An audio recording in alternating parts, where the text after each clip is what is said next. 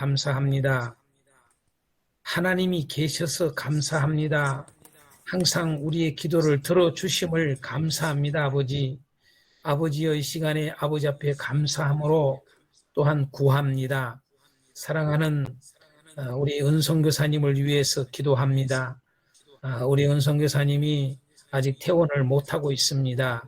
오히려 폐가 더 나빠져서 또 당도 좀 잡히지를 않고 더 나아가서 심장이 맥박이나 이런 것들이 좀 제대로 기능을 못한 것 같습니다.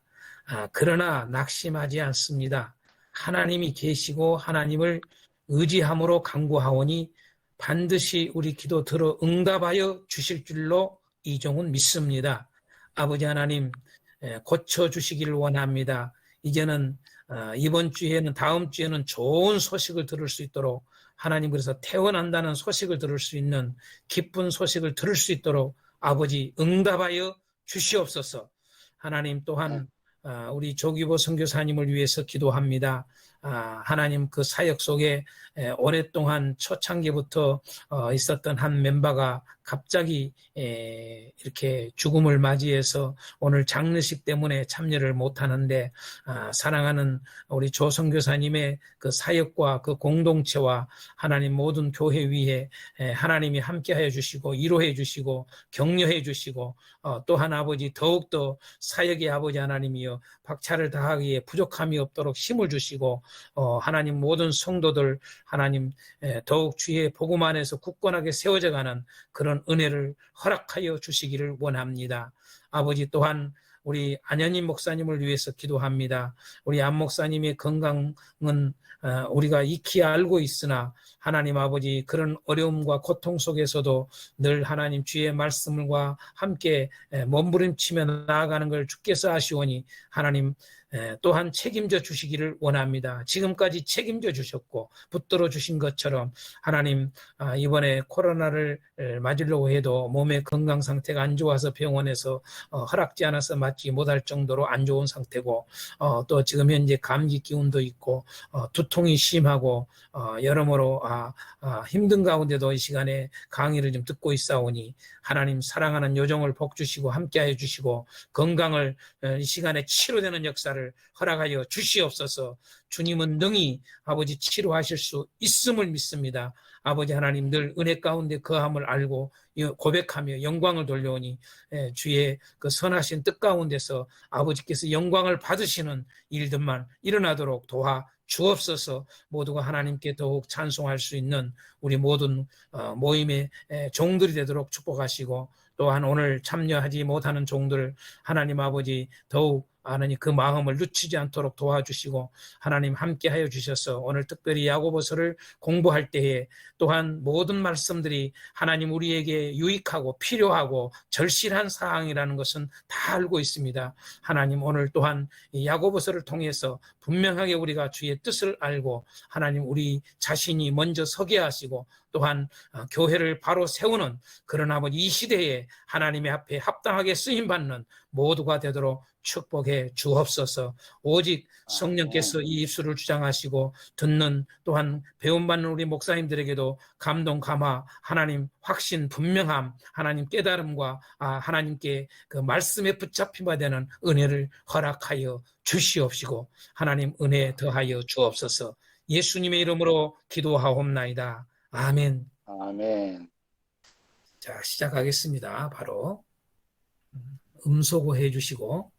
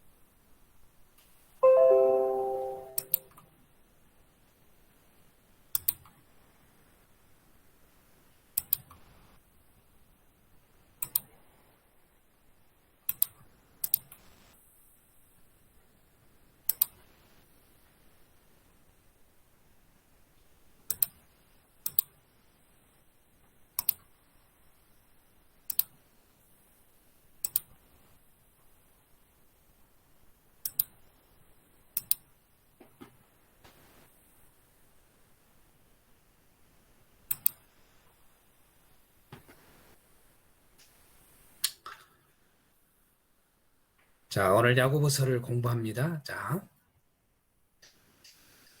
우리가 야고보서는 참 여러 가지로 그 기독교 역사 가운데 많은 그 홀대를 받은 서신이 바로 야고보서라는 걸 여러분 잘 알 것입니다.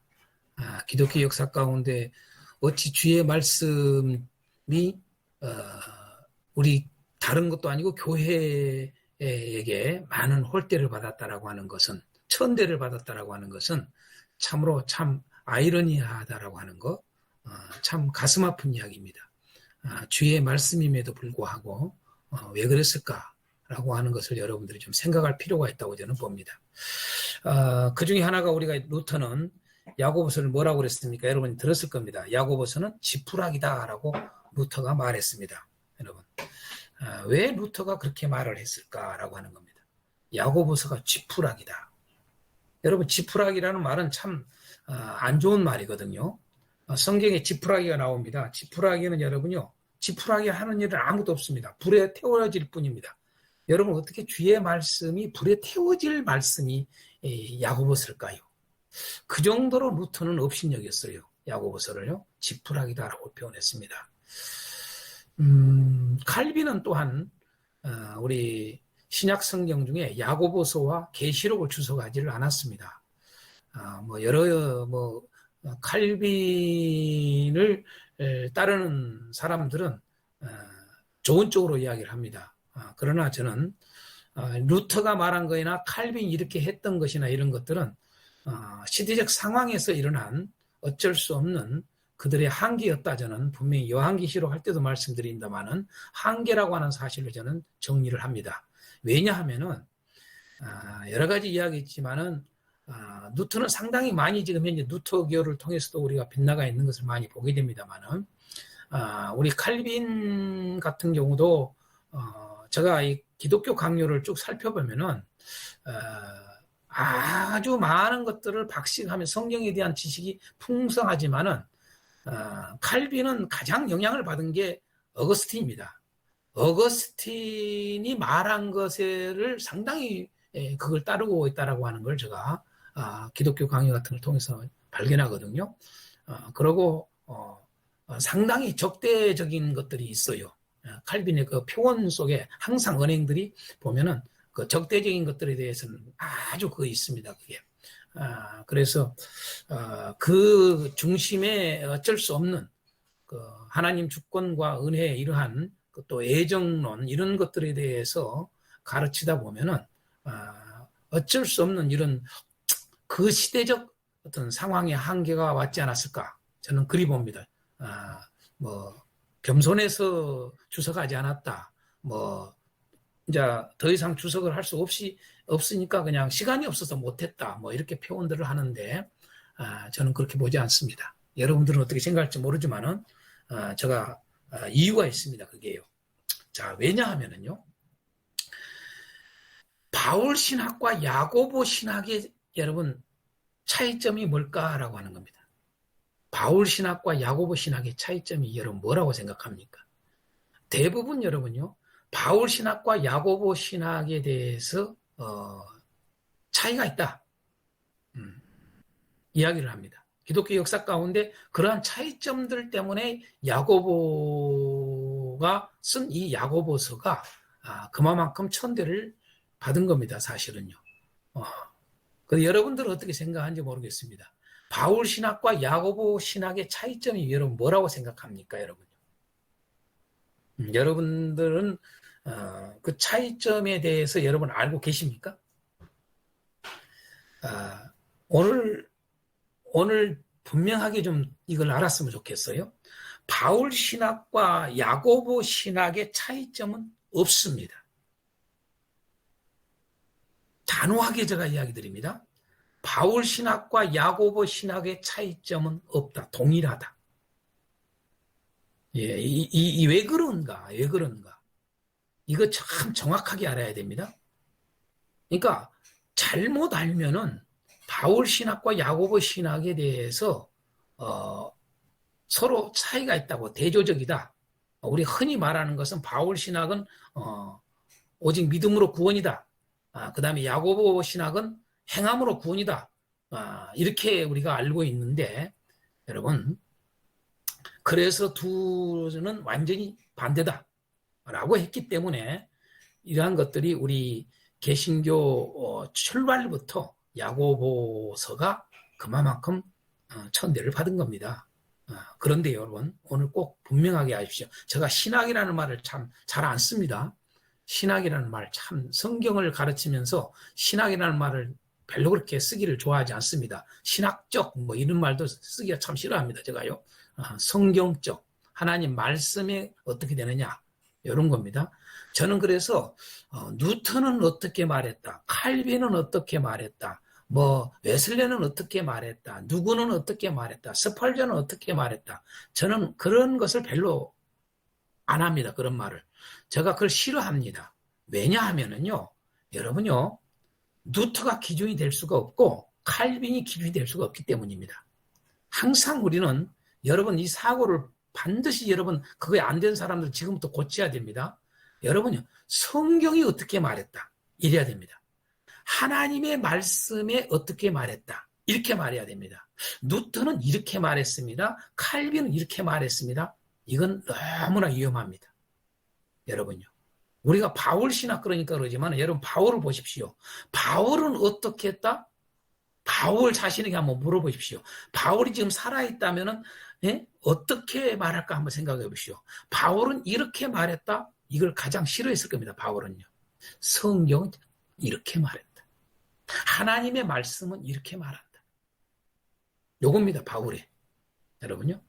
그래서 누가 어떻게 말했다, 누가 어떻게 주장했다, 이건 위험한 겁니다. 어느 시대든 간에, 언제든 간에 누가 말한 것이 중요하지 않습니다. 성경이 어떻게 말하고 있는가. 할렐루야. 성경이 뭐라고 말하고 있는가. 이것을 우리 목사님들은 입에 달아야 됩니다. 그리고 머리에 의식화가 돼야 됩니다. 그리고 성도들에게도 동일하게 그래야 됩니다. 성도들은 뭐 누트가 떴다 칼빈이 있다 이런 것들은 별로 안 하죠. 사실은요. 오히려 우리 목사님들이 그걸 쓰지요. 상당히. 그래서 그것부터 우리가 조금 고쳐야 된다고 봅니다. 자, 왜 바울 신학과 야고보 신학이 차이가 없다고 그러는지 아십시오? 제가 아주 이 빨간 걸로 중요한 걸 여러분에게 해놨습니다. 이런 말을 쓰는 사람이 없어요. 거의 다요. 여러분요, 바울이 말할 때 뭔지 아십니까? 오직 믿음으로라고 하는 말을 할 때에 여러분 행함을 부정적으로 표현을 한단 말이에요. 바울이요. 바울의 서신들이 행함을. 그때 그 행함이 어디에서 행함에 대한 부정적인 이야기인가 그걸 아셔야 돼. 여러분 바울 사도는 우리가 지금까지 벌써 이미 바울 서신들을 지금 쭉 훑어왔어요. 이미 훑어왔기 때문에 벌써 지금 현재 이미 감을 잡고 알고 있어야 돼요. 바울이 말하는 행함을 부정하는 것과 행함을 적극적으로 요청하는 두 가지가 다 쓰고 있습니다. 바울 신학은요. 바울 사도는 여러분요, 행함에 대해서 완전히 알레르기 반응을 일으키는 것이 있는가 하면은 행함을 철저히 강조를 하는 그런 것이 두 개 다 가지고 있습니다. 서신서들 전체가 바울은. 무슨 얘기인지 알겠습니까? 이걸 잘 이해를 해야 됩니다. 바울이 말하는 행함을 부정적으로 말하는 건 뭘 말하느냐? 율법 안에서의 행함을 말합니다. 율법 안에서의 행함을 부정하는 겁니다. 행함 필요 없어. 행함 말하지 마. 이렇게 말한 겁니다. 율법 안에서의 행함입니다. 그러면서 믿음을 강조합니다. 은혜를 강조합니다. 여러분. 그러면서 여러분 우리가 잘 알고 있는 바울이 쓴 서신서들의 항상 대부분 바울이 쓴 서신의 대부분 후반부가 전반부는 은혜. 우리가 은혜 교리라고 그래요. 은혜. 후반부는 알다시피 실천이라고 그래요. 여러분, 뭐뭐 하라. 하라입니다. 하라. 하라가 뭡니까? 행함입니다. 행함. 행하라고 가르칩니다. 행하라고. 아멘? 그러면 보십시오. 앞에서의 행함을 부정하는 것은 율법 안에서의 행함을 부정하는 것이고, 후반부에서 행함을 강조하는 것은 믿음 안에서의 행함을 강조하는 것입니다. 그게 바울 신학입니다. 율법 안에서의 행함은 부정하고 믿음 안에서의 행함을 강조한다. 아멘 되십니까? 이거 인정됩니까? 이거 인정이 안 되면 바울 서신 다시 보십시오. 바울이 쓴 모든 서신서들은 믿음 안에서 행함을 강조합니다. 자, 그러면 여러분 보십시오. 야고보는 어떻습니까? 야고보서가 오늘 1장에서부터 5장까지 야고보서에서 야고보의 신학을 볼 수 있는데 그 야고보의 신학이 뭡니까? 믿음 안에서 행함입니다. 행함을 강조하지요. 그렇죠? 그런데 그 행함이 뭡니까? 믿음 안에서 행함입니다. 그러므로 바울 신학과 야고보 신학은 전혀 상반되지 않습니다. 동일한 것입니다. 결국은 믿음 안에서의 행함을 강조하는 것입니다. 여러분, 야고보서에 처음에 이런 말을 하지 않습니까, 여러분요? 놀랍게도 하는 말이 1장에 여러분 율법을 표현할 때 뭐라고 그럽니까? 25절에 자유롭게 하는 온전한 율법이라고 쓰지 않습니까? 여러분, 율법이라고 말을 하는데 어떤 율법이라고 그럽니까? 자유롭게 하는 온전한 율법이라고 그래요. 여러분요, 율법이 여러분 자유롭게 합니까? 율법은 분명히 여러분 얽매인 것입니다. 얽매게 하는 것이에요. 얽매게 한다라고 하는 것이 성경 전체에서 통해서 알려주는 거예요. 신약 성경에서. 율법은요. 그런데 야고보는 표현하기를 이 율법을 자유롭게 하는 온전한 율법이라고 그래요, 여러분요. 여기서 이 율법은 뭘 말하는지 아시죠? 여러분요, 이게 믿음 안에서 말하는 거예요. 곧 복음이에요, 복음. 복음을 그렇게 말하는 거예요. 복음 또 다른 말로 뭐예요? 예수님의 법이에요. 그래서 여러분 율법, 법 같이 이렇게 쓰는 겁니다. 예, 이게 노모스라는 이 말이 법, 율법 쓰는 거예요. 그러면 여러분요, 예수님도 법이라는 말을 썼는데 여러분 바울 사도도 이미 로마서에서 여러분 믿음의 법이라고 그래요. 이 복음을 법이라고 그래요. 왜? 율법과 같은 법적인 차원에서 표현을 썼어요. 바울 사도가요. 그러니까 야고보도 여러분 율법을 말하고자 하는 게 아니라 복음을 말하는데 이렇게 쓰고 있는 거예요. 자유롭게 하는 온전한 율법이라고 쓰는 거예요. 그래서 여러분요, 이 말을 쓰고 있는 것은 믿음 안에서의 행함을 지금 말하고 있다. 야고보가 전체적으로. 여러분 그걸 아셔야 됩니다. 자, 이제 요 부분들을 조금 이제 야고보를 통해서 배울 겁니다만은 서론이기 때문에 제가 이 바울 신학과 야고보 신학에 대한 문제가 항상 부딪힌단 말이에요. 야고보서가요. 이걸 정확하게 정리할 수 있는 최고의 표현이 여러분 요거다. 율법 안에서 행함과 믿음 안에서 행함인가라고 하는 거. 요 차이예요. 그래서 율법 안에서 행함을 말하지 않습니다. 그럼 복음은요, 믿음 안에서 행함입니다. 아멘. 그래서 여러분요, 오늘날 우리가 믿음이 있는데 또 다른 말로 하면 예수님을 믿는다, 복음을 받아들였다 그러는데 여러분요, 믿음 안에서 행함이 없다? 그건 가짜입니다. 행함이 없는 것은 가짜입니다. 반드시 행해야 됩니다. 바울 사도 여러분이 행하지 않으면 하나님 나라 유업 못 받는다고 분명히 말합니다. 바로 그 행함이 뭡니까? 믿음 안에서 행함입니다. 복음 안에서 행함입니다. 예수 안에서 행함입니다. 성령 안에서 행함입니다. 아멘. 그래서 이 율법 안에서 행함과 믿음 안에서 행함이라는 이 단어가 여러분 이 바울과 야고보의 이 문제를 해결할 수 있는 중요한 표현입니다. 이 표현은 여러분 기가 막힌 표현입니다. 이걸로 정리되겠죠? 예, 이거 정리 안 되신 분들은 또 이따가 나눌 때 나누겠습니다. 자, 이 정도로 말씀을 드리고 야고보서를 우리가 들어가면서 자, 그러고 이제 우리는 야고보서가 신약의 잠언이라고 하는 거, 여러분 신약의 잠언이라는 소리를 많이 듣지 않습니까? 왜 그럽니까? 바로 이 잠언과 같이 지혜에 대한 부분들이 많고 여러분 비유들을 많이 써요. 그래서 신약의 잠언이라고 부르기도 합니다. 이게요. 자, 우리가 특별히 야고보서를 통해서 좀 생각해야 될 건 구원에 대한 문제입니다. 자, 하나님의 구원은요, 조화예요, 조화. 어느 한쪽에 치우침이 아닙니다. 지금까지 우리는 여러분요, 이 루터나 이런 부분들이 왜 나타나느냐? 치우치기 때문에 그럽니다. 그런데 여러분요, 잘 보십시오. 성경은요, 바울이나 야고보나 요한이나 베드로나요, 여러분, 어느 한쪽으로 치우치게 기록되어 있지 않습니다. 결코 균형입니다. 은혜와 우리 책임, 두 가지가 항상 다 들어있습니다. 서신서들이. 그런데요, 우리의 교회 역사 가운데 우리 인간들은 치우치는 일을 범했습니다. 왜 치우치는 일이 일어났느냐? 이걸 이제 흔히 루터가 왜 여러분요 이 야고보서 같은 지푸라를 정도로 했습니까? 이 행위를 강조하니까 행함을요. 행위를 강조하니까 그러는 거예요. 그런데 보세요.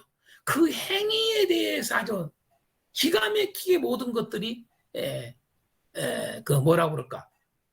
반감을 갖게 되는 세월을 보냈던 그 시대가 바로 여러분 이 카톨릭의 여러분요 그들의 구원론이란 말이에요. 그래서 여러분 거기에 반작용에 의해서 강력하게 나타나는 게 믿음으로 구원이라는 것이 여러분 루터나 칼빈이 아주 강력하게 그 시대에 나타났던 거 아닙니까? 종교 계획자들이. 그래서 우리 개신교가 생긴 거 아닙니까? 그러면 그러한 오직 믿음으로라고 하는 것을 강조할 수밖에 없는 상황이란 말, 시대적 상황.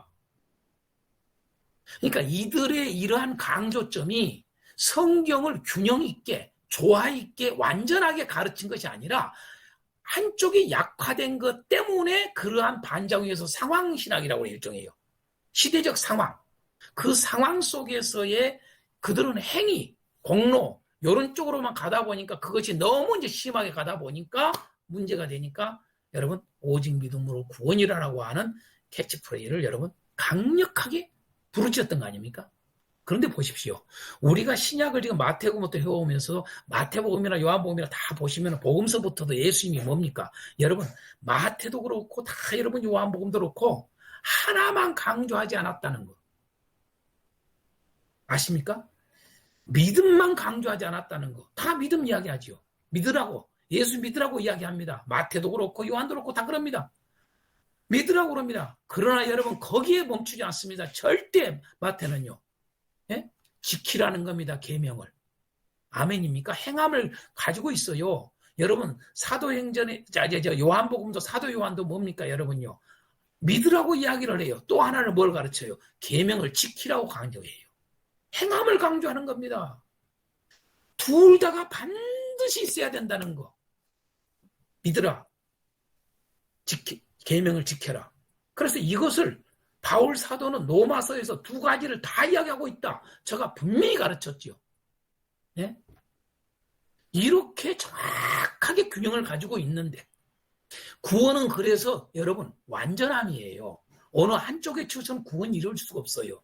성경 어디도 여러분요. 하나님의 구원은 조화예요. 조화. 조화라고 하는 거. 여러분 창조도 여러분요. 우리가 창조를 조화라고 그러잖아요. 창조. 창조가 여러분요. 우리가 조화라고 하는 말은 한자적인 창조의 의미도 있고 하모니라는 의미도 들어있어요. 한자 의미가 두 가지. 한자가 조화라는 한자도 있고 여러분 이 하모니적인 조자가 있단 말이에요. 조화가. 그런데 여러분요. 창조도요. 하나님의 창조도 여러분요.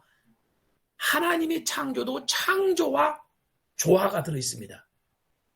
조화라고 하는 것은 여러분 완전함을 표현하는 겁니다. 그래서 창조 자체가 완전함이에요. 원래 하나님이 태초의 창조는 완전함이었지요. 마찬가지예요. 구원도요. 구원도 완전함입니다. 불완전한 구원론을 우리는 가르치면 안 됩니다. 하나님의 구원은 완전함이에요. 여러분. 그런 부분에서 우리가 이런 구원론을 확실하게 가지고 있어야 됩니다. 자, 그래서 저는 이 야고보서를 뭐라고 표현하고 싶냐? 믿음의 올바른 교육서다라고 말하고 싶습니다. 믿음의 올바른 교육서. 여러분. 신앙의 올바른 교육서입니다. 야고보서는요. 자, 이 온전한 믿음을 강조하지요. 다시 말해서 믿음이 있다는데 삶이 없어요. 믿음 다 믿는다는데 삶이 없어요. 그들의 말이 여러분 세상 사람들하고 똑같아요. 그들의 행동이 세상 사람들하고 똑같아요. 이 삶이요. 여러분, 그건 믿음이 아니라는 거예요. 그건 믿음이 없는 거라는 거예요. 그건 온전한 믿음이 아니라는 거예요. 잘못된 믿음이라는 거예요. 그게 여러분 야고보서가 쓰고자 하는 몸부림이에요. 자, 지금 현재 방금 이런 상황 시대적 이야기를 했습니다만은 제가 더 이야기할게요. 1500년대 우리 교회 역사를 한번 보겠습니다. 교회 역사를 살펴보면은요. 1500년대에 비로소 우리가 개신교가 생기지 않습니까? 프로테스탄트가. 그런데 보세요. 루터를 중심으로 해서 뭘 강조했습니까? 믿음을 강조했어요. 방금 전에 제가 말씀드렸다시피 시대적으로 믿음을 엄청나게 강조했습니다. 오직 믿음입니다. 오직이에요. 오직. 그것도 그냥 믿음, 오직 믿음으로. 예? 오직 믿음을 강조했어요. 그런데 한 200년 지나고 나서 교회의 역사 가운데 1700년대에 행함이 강조됩니다. 비로소. 그게 대표적으로 웨슬리입니다. 여러분요. 강력하게 나타납니다. 그래서 웨슬리를 중심으로 해서 이 전 세계에 여러분 이 기독교 역사에 놀라운 큰 바람이 붑니다. 그게 뭐냐면 회개운동입니다. 이 회개운동이 뭐냐면 믿음이 있다는데 교회가 뭡니까? 행함이 없는 거예요. 그래서 행함을 강조한 겁니다. 이것이 1700년도에 행함을 강조를 하면서 일어난 사건이 여러분 뭡니까? 우리가 잘 아는 여러분 이제 미국으로 해서 이게 넘어갑니다. 이게 미국에 어떤 일이 벌어집니까, 여러분요? 잘 알다시피 조나단 에드워드 유명하지 않습니까? 이 행함을 강조하는 지금 이 놀라운 사역자들입니다. 교회의 역사 가운데. 예? 놀라운 부흥의 역사, 회개의 역사를 일으켰던 교회가 믿음으로 시작을 했는데 행함이 없는 거예요. 그래서 나타난 겁니다. 이게 웨슬리가요. 여러분요. 루터가 여러분요. 교회가 믿음이 없어져. 믿음이 없어. 행위로만 가다 보니까 어디까지 가버려요? 벨저기까지 다 갔잖아요. 면접까지 판매하는. 그러니까 여러분요. 하나님이 루터가 일어나게 한 거예요. 마찬가지예요. 웨슬리가 일어난 거예요. 그래서 그 영향이 조나단 에드워드에게 영향이 가고 또 간 게 우리가 찰스 피니 같은 아주 강력했습니다. 찰스 피니가요. 저 찰스 피니 같은 그 옛날에 썼던 그런 책들을 읽어보면은 기가 막혀요. 얼마나 매섭게 그냥 회개를 요청하는지 여러분요. 그 삶에 그냥 아주 그냥 몸서리칠 정도로 찰스 피니가 여러분 설교를 했습니다. 그래서 막 부흥의 역사가 일어났습니다. 이런 부흥의 역사가 일어나서 어디로 옵니까? 이게 여러분요. 인도를 거쳐서 그 다음에 우리 한국으로 이렇게 오게 된 거예요. 그래서 여러분 1907년대에 여러분 어떻게 됩니까? 우리 잘 아는 평양 대부흥이 일어나지 않습니까?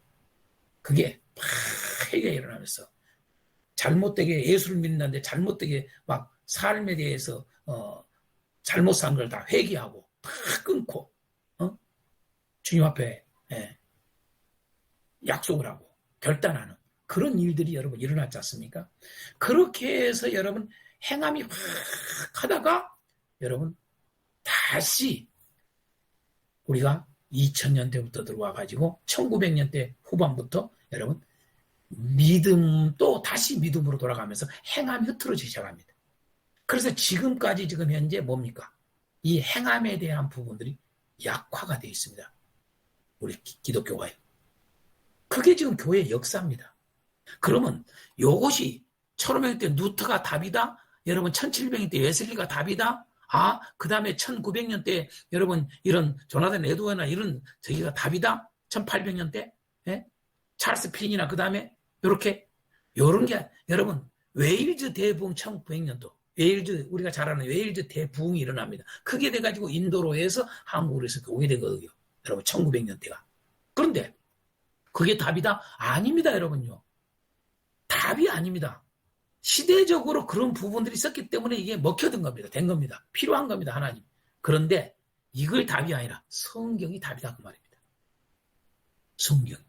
이걸 꼭 잊지 말아야 됩니다.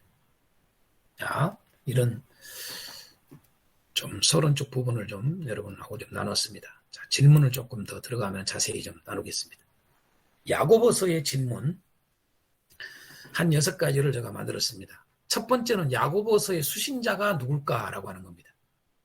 여러분, 야고보서의 수신자는 분명히 야고보서의 1장의 1절에 뭐랍니까? 흩어져 있는 12지파라고 되어 있습니다. 흩어져 있는 12지파. 그렇죠? 흩어져 있는 12지파 그럽니다. 이 말이 무슨 말입니까? 수신자가요. 자, 여러분 흩어져 있다라고 하는 말은 여러분 이제 우리가 디아스포라라는 말을 여러분 이렇게 쓰는데 이 흩어져 있다라고 하는 말은 어디서 우리 생각을 해야 되느냐라면 여기서 흩어졌다는 말은 베드로서하고 참 놀랍게도 그 다음에 이제 우리가 베드로서 다음 주에 공부할 거 아닙니까? 그러니까 야고보서도 대상이 흩어져 있는 자들이에요. 베드로도 여러분 흩어져 있는 자들이입니다.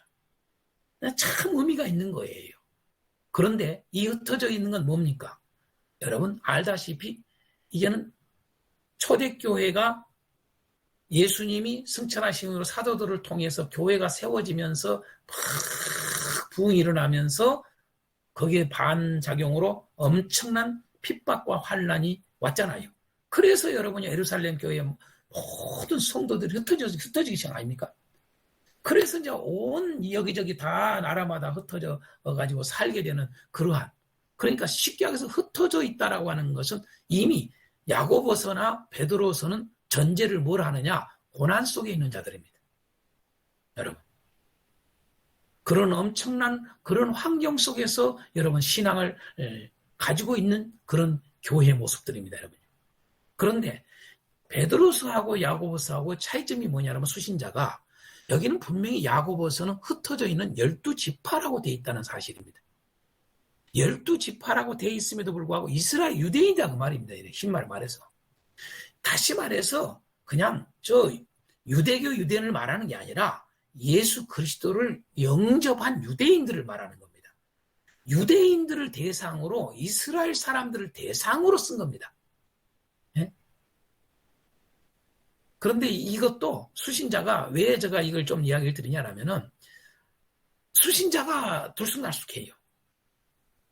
상당수의 학자들이 여러분요 유대인으로 안 보고 모두를 포함해서 말을 합니다. 절대 그러지 않습니다. 12지파 정확합니다. 야고보가 정확하게 대상을 누구에게 했느냐? 12지파에게 한 겁니다. 이건 영적 12지파를 말한 겁니다. 이스라엘. 그러니까 우리가 흔히 한마디로 유대인 이렇게 표현하는 겁니다. 그들에게 한 겁니다. 그 증거를 제가 3가지로 한 4가지까지 할 수 있습니다. 자, 그 첫 번째 증거가 이 흩어져 있는 12지파가 철저히 이스라엘이라고 하는 것을 알 수 있는 게 뭐냐면 율법이라는 말을 씁니다. 율법. 굳이 제가 아까도 이야기했습니다만 1장 25절서부터 율법이라는 말이 몇 군데 나오는데 여러분 제가 1장만 이렇게 표현했는데 1장 25절에 보면 아까도 했지만 왜 율법을 그 율법을 말하는 게 아니라 복음을 자유롭게 하는 온전한 율법. 유대인 대상이기 때문에 율법이란 복음을 율법으로 쓰는 겁니다. 자유롭게 그 앞에 붙여가지고 여러분. 율법이라는 이 단어를 쓰고 있는 것이 여러분 철저히 흩어져 있는 12지파라고 하는 것은 이스라엘 사람들을 대상으로 한 거다. 흩어져 있는 이스라엘 그리스도인 이 말입니다. 이스라엘 그리스도인. 네? 그러면 이게 뭡니까? 바로 그 증거가 첫 번째 율법이라는 단어를 쓰고 있다. 두 번째로 해보면 아브라함을 언급합니다. 여러분, 아브라함의 조상을 써요. 아브라함 조상. 여러분, 아브라함이 조상이라고 여기서 쓰고 있는 것은 여러분, 유대인들, 이스라엘 사람들이 하는 말입니다. 그래서 아브라함을 씁니다. 또 하나는 뭘 쓰냐면요. 5장에 보면은 맹세라는 단어를 씁니다. 맹세라는 단어는 유대인들, 이스라엘 사람들에게 쓰는 단어입니다. 맹세가 아주 중요합니다.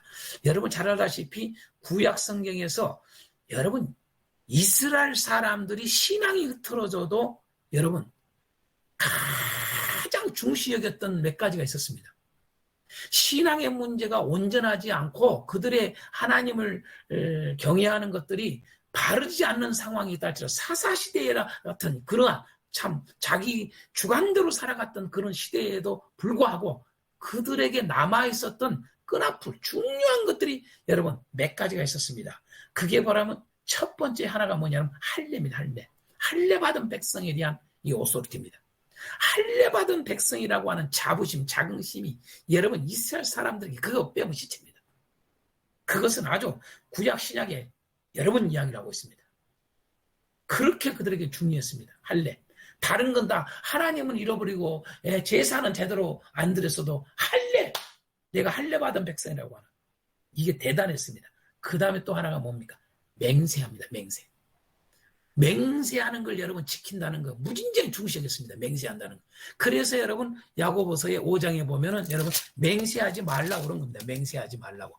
워낙 그들은 여러분 맹세에 대해서 중시 여기기 때문에 이 말이 나온 겁니다. 내 형제들은 무엇보다 맹세하지 말지니 하늘로나 땅으로나 아무 다른 곳으로 맹세하지 말아라.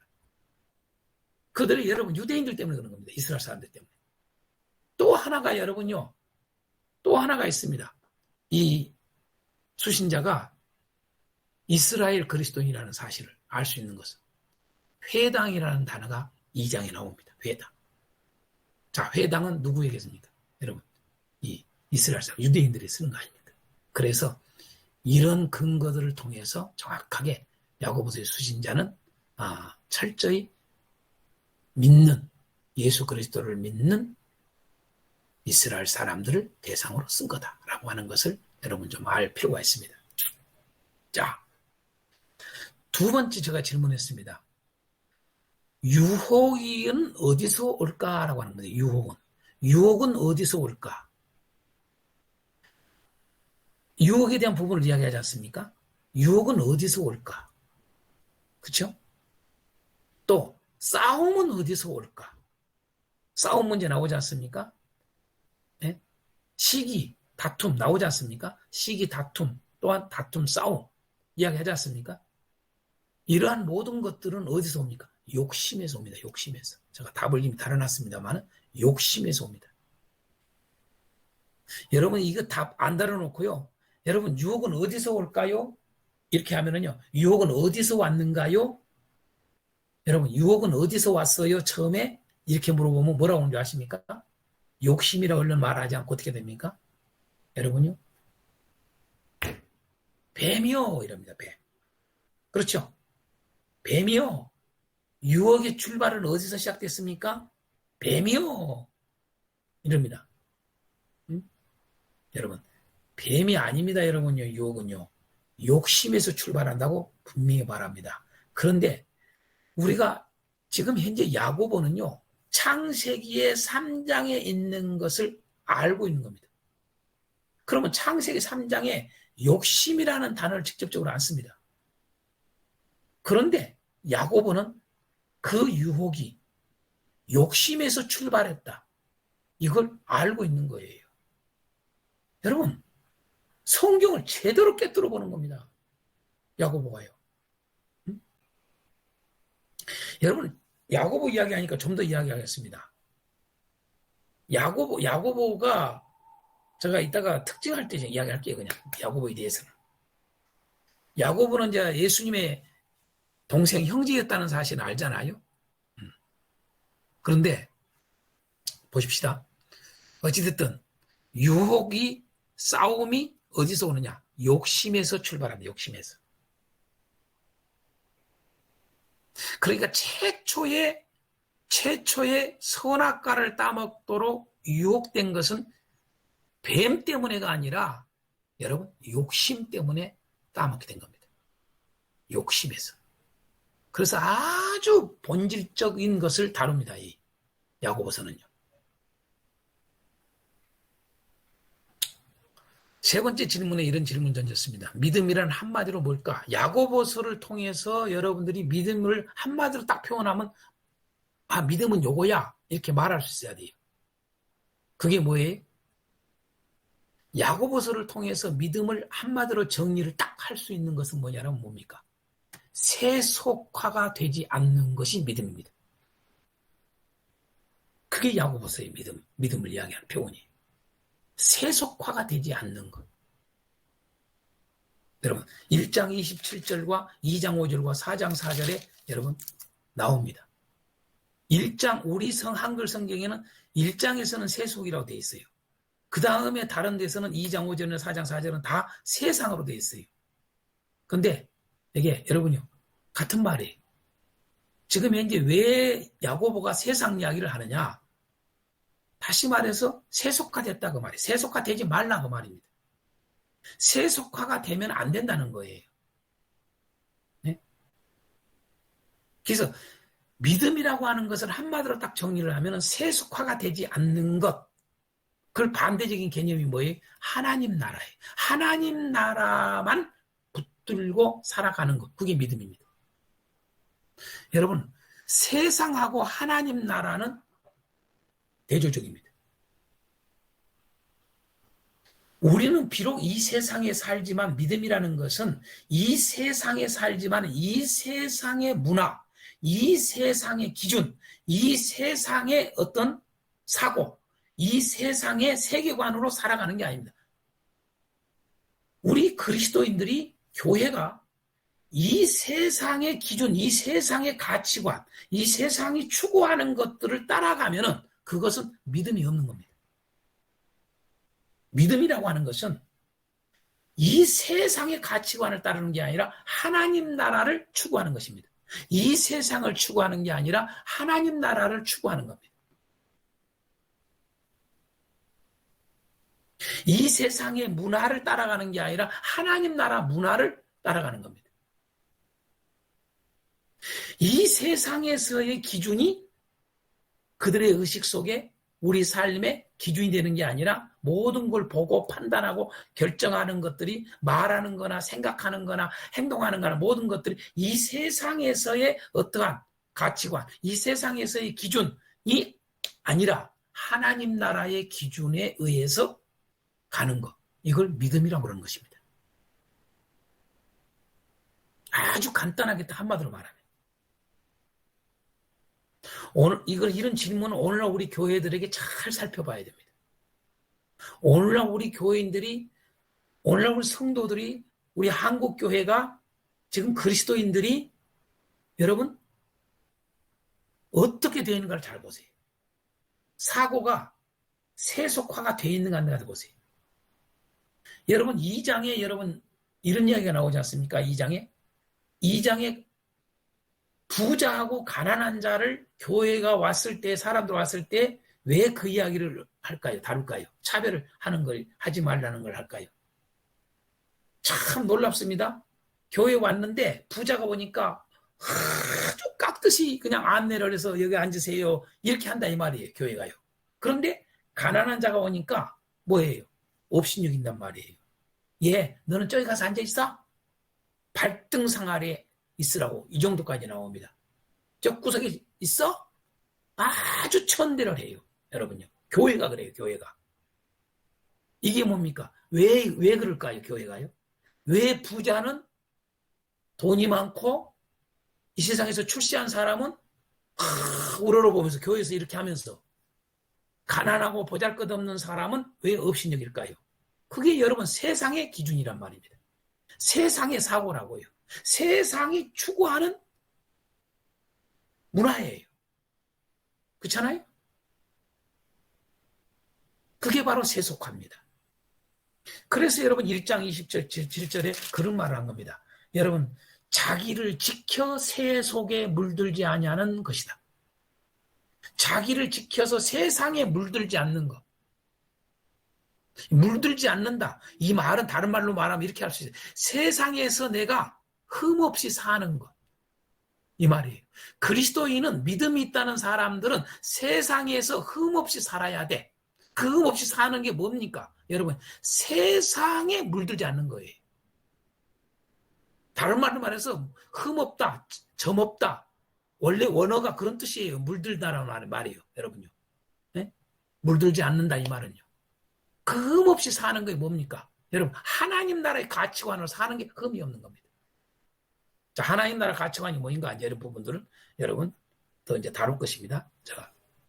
자, 믿음이라는 한마디로 이렇게 정의를 내릴 수 있다라고 하는 걸 좀 말씀드리고 있고, 그러니까 세상과 하나님 나라를 잘 여러분 우리가 알아야 됩니다. 이 부분을 세밀하게 여러분 다룰 수도 있어야 됩니다. 야고보서를 통해서. 세상. 2장 5절에서 세상 이야기예요. 4장 4절에서 두 번이나 이야기예요. 그렇죠? 자, 믿음의 사람들이 재물을 쌓는 일이 여러분 옳은 일일까요? 어떻게 됩니까? 이걸 옛날에 제가 대전에서 가르칠 때 이 질문을 했더니 어떤 분이 그래요. 주의 뜻이면은 옳은 일이죠. 그런 이야기를 했어요. 여러분 믿음의 사람들이 재물을 쌓는 일이 옳은 일입니까? 노입니다. 결코 예수가 될 수 없습니다. 믿음의 사람들이 재물을 쌓는 일은 옳은 일이 될 수가 없다. 이걸 정확하게 여러분 가져야 됩니다. 아멘입니까?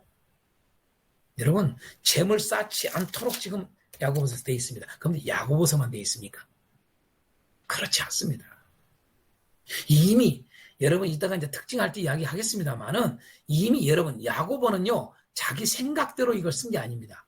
예수님의 가르침하고 동일합니다. 동일해. 여러분 복음서에 여러분요 예수님이 뭐라고 했습니까? 두 주인 섬길 수 없다고요. 네? 재물을 쌓지 말라고 그랬습니다. 하늘에다 쌓라고 했습니다. 재물을 여기서 쌓는다는 말은 땅에다 쌓는 걸 말하죠. 이 세상에 쌓는 걸 말해요. 이 세상에.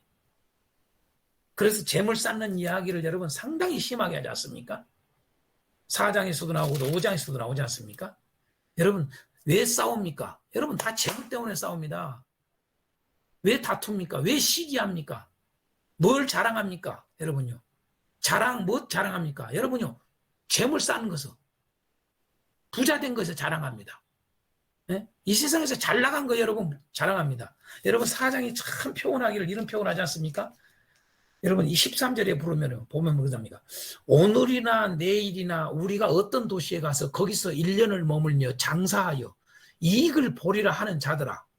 여러분 대부분 이렇게 안 삽니까? 이 세상은 여러분요 어디가 지금 돈이 된다 어디가 이익이 된다. 여러분 쉬운 말로 그래서 취업을 위해서도 여러분 돈 많이 드는데 취업하려고 몸부림 안 칩니까? 그렇죠? 왜 젊은이들이 많이 놀고 있습니까? 우리 한국에는요. 일자리가 없어서 그럽니까? No! 일자리는 꽉 찼습니다. 일자리 없는 데가 없습니다. 네? 이왕이면은 편하고 돈 좀 더 받을 수 있는 곳으로 가려고 하다 보니까 그런 거 아니에요? 똑같은 거 아니에요, 여러분 여기요?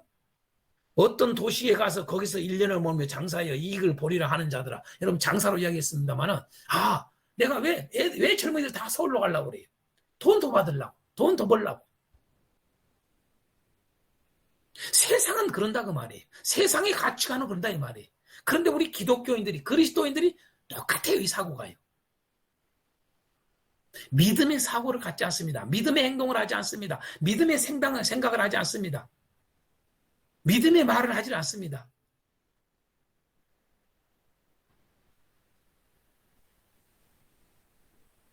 어떤 도시에 가서 거기서 1년을 머물며 장사하여 이익을 보리라. 여러분 어디 지금 장사 잘 된대. 어디 참 이게 저한데 소문 듣고 지금 딱 생각을 한 겁니다. 야, 나 그래야 되겠구나. 그러면서 말을 하는 거예요. 나 거기 가서 할 거야. 그랬더니 뭐라고 그래? 내일 일을 너희가 알지 못한다. 너희 생명이 무엇이냐? 너희는 잠깐 보이다가 없으냐? 안개니라. 응? 너희가 도리어 말하기를 내가 지금 장사해서 이익을 보리라. 어디 가서 열심히 해서 저기 하리라. 이렇게 말하지 말고 주의 뜻이면은 이렇게 말해야 될 거 아니냐? 응? 주의 뜻이면. 여러분 5장에서는 뭡니까? 부자들에 대해서 한마디로 봐서 그냥 네 가지로 이야기합니다. 네 가지로 이야기 내리칩니다. 네 가지로. 자, 이 세상에서 믿음의 사람들이 재물을 쌓는 일은 옳지 않습니다. 더 이야기할게요. 교회가 재물을 쌓는 일이 옳지 않습니다. 여러분 교회들마다 재물을 쌓아가지고 여러분 교회마다 재물을 쌓은 것 때문에 쌓아놓은 것 때문에 교회에 싸움이 벌어지고 난리가 난 교회들이 다 그겁니다. 교회나 교단이나 잘 보십시오. 재물을 쌓아놓은 것 때문에 여러분요 좋은 일이 난 게 아니라 난리가 납니다. 싸움이 벌어집니다. 왜? 여러분 재물을 쌓는다는 자체가 뭡니까? 아까 이게 욕심이에요. 욕심이 들어있어요. 그래서 여러분요 교회에도 재정을 어떻게 사용해야 되느냐? 재물을 쌓아놓으면 안 됩니다. 저축해놓으면 안 돼요. 분명히 저는 이렇게 가르칩니다. 교회 재정은 매년 여러분 2월 되면 안 된다. 싹 없어져야 된다. 다 예산을 집행하라. 교회 돈이 남지 않도록 해라. 여러분 이것은 여러분요 만나와 매치락의 사건을 통해서 여러분 우리가 바울 사도가 고린도서나 이런 데서 지금 현재 연보에 대해서 말한 것과 동일한 이치입니다. 하나입니다. 하나. 네? 남겨놓으면 안 돼요. 썩어요. 문제가 일어나요. 큰일이 일어나요. 재정 여러분 교회에서 재정 여러분 남겨놓지 마세요. 사역에 다 구제와 성교와 주의 일을 위해서 쓰세요. 아 내일 거? 여러분 내일 일은 내일 염려하라고 하잖아요. 주께서 이미 말씀한 거예요. 우리가 잘 아는 마태복음 6장에. 그렇죠? 믿음이 없으니까 그렇게 하는 거예요. 믿음이 없으니까. 응? 그래서 철저히 선한 일에 바로바로 쓸 줄 알아요. 선한 것이 없어서 안 쓰는 게 아니라 이 말이에요. 있는데도 안 써. 있는데도 안 써. 있는데도 안 써. 참 안타까운 일이 많습니다. 개인적으로도 마찬가지입니다. 자, 그 다음에 왜 지혜를 강조하고 있을까요? 왜? 여러분 1장 5절과 3장 13절만 여러분 지혜를 강조한다 생각하지요. 지혜란 단어가 있으니까. 여러분 야고보 전체가 지혜를 강조하고 있습니다.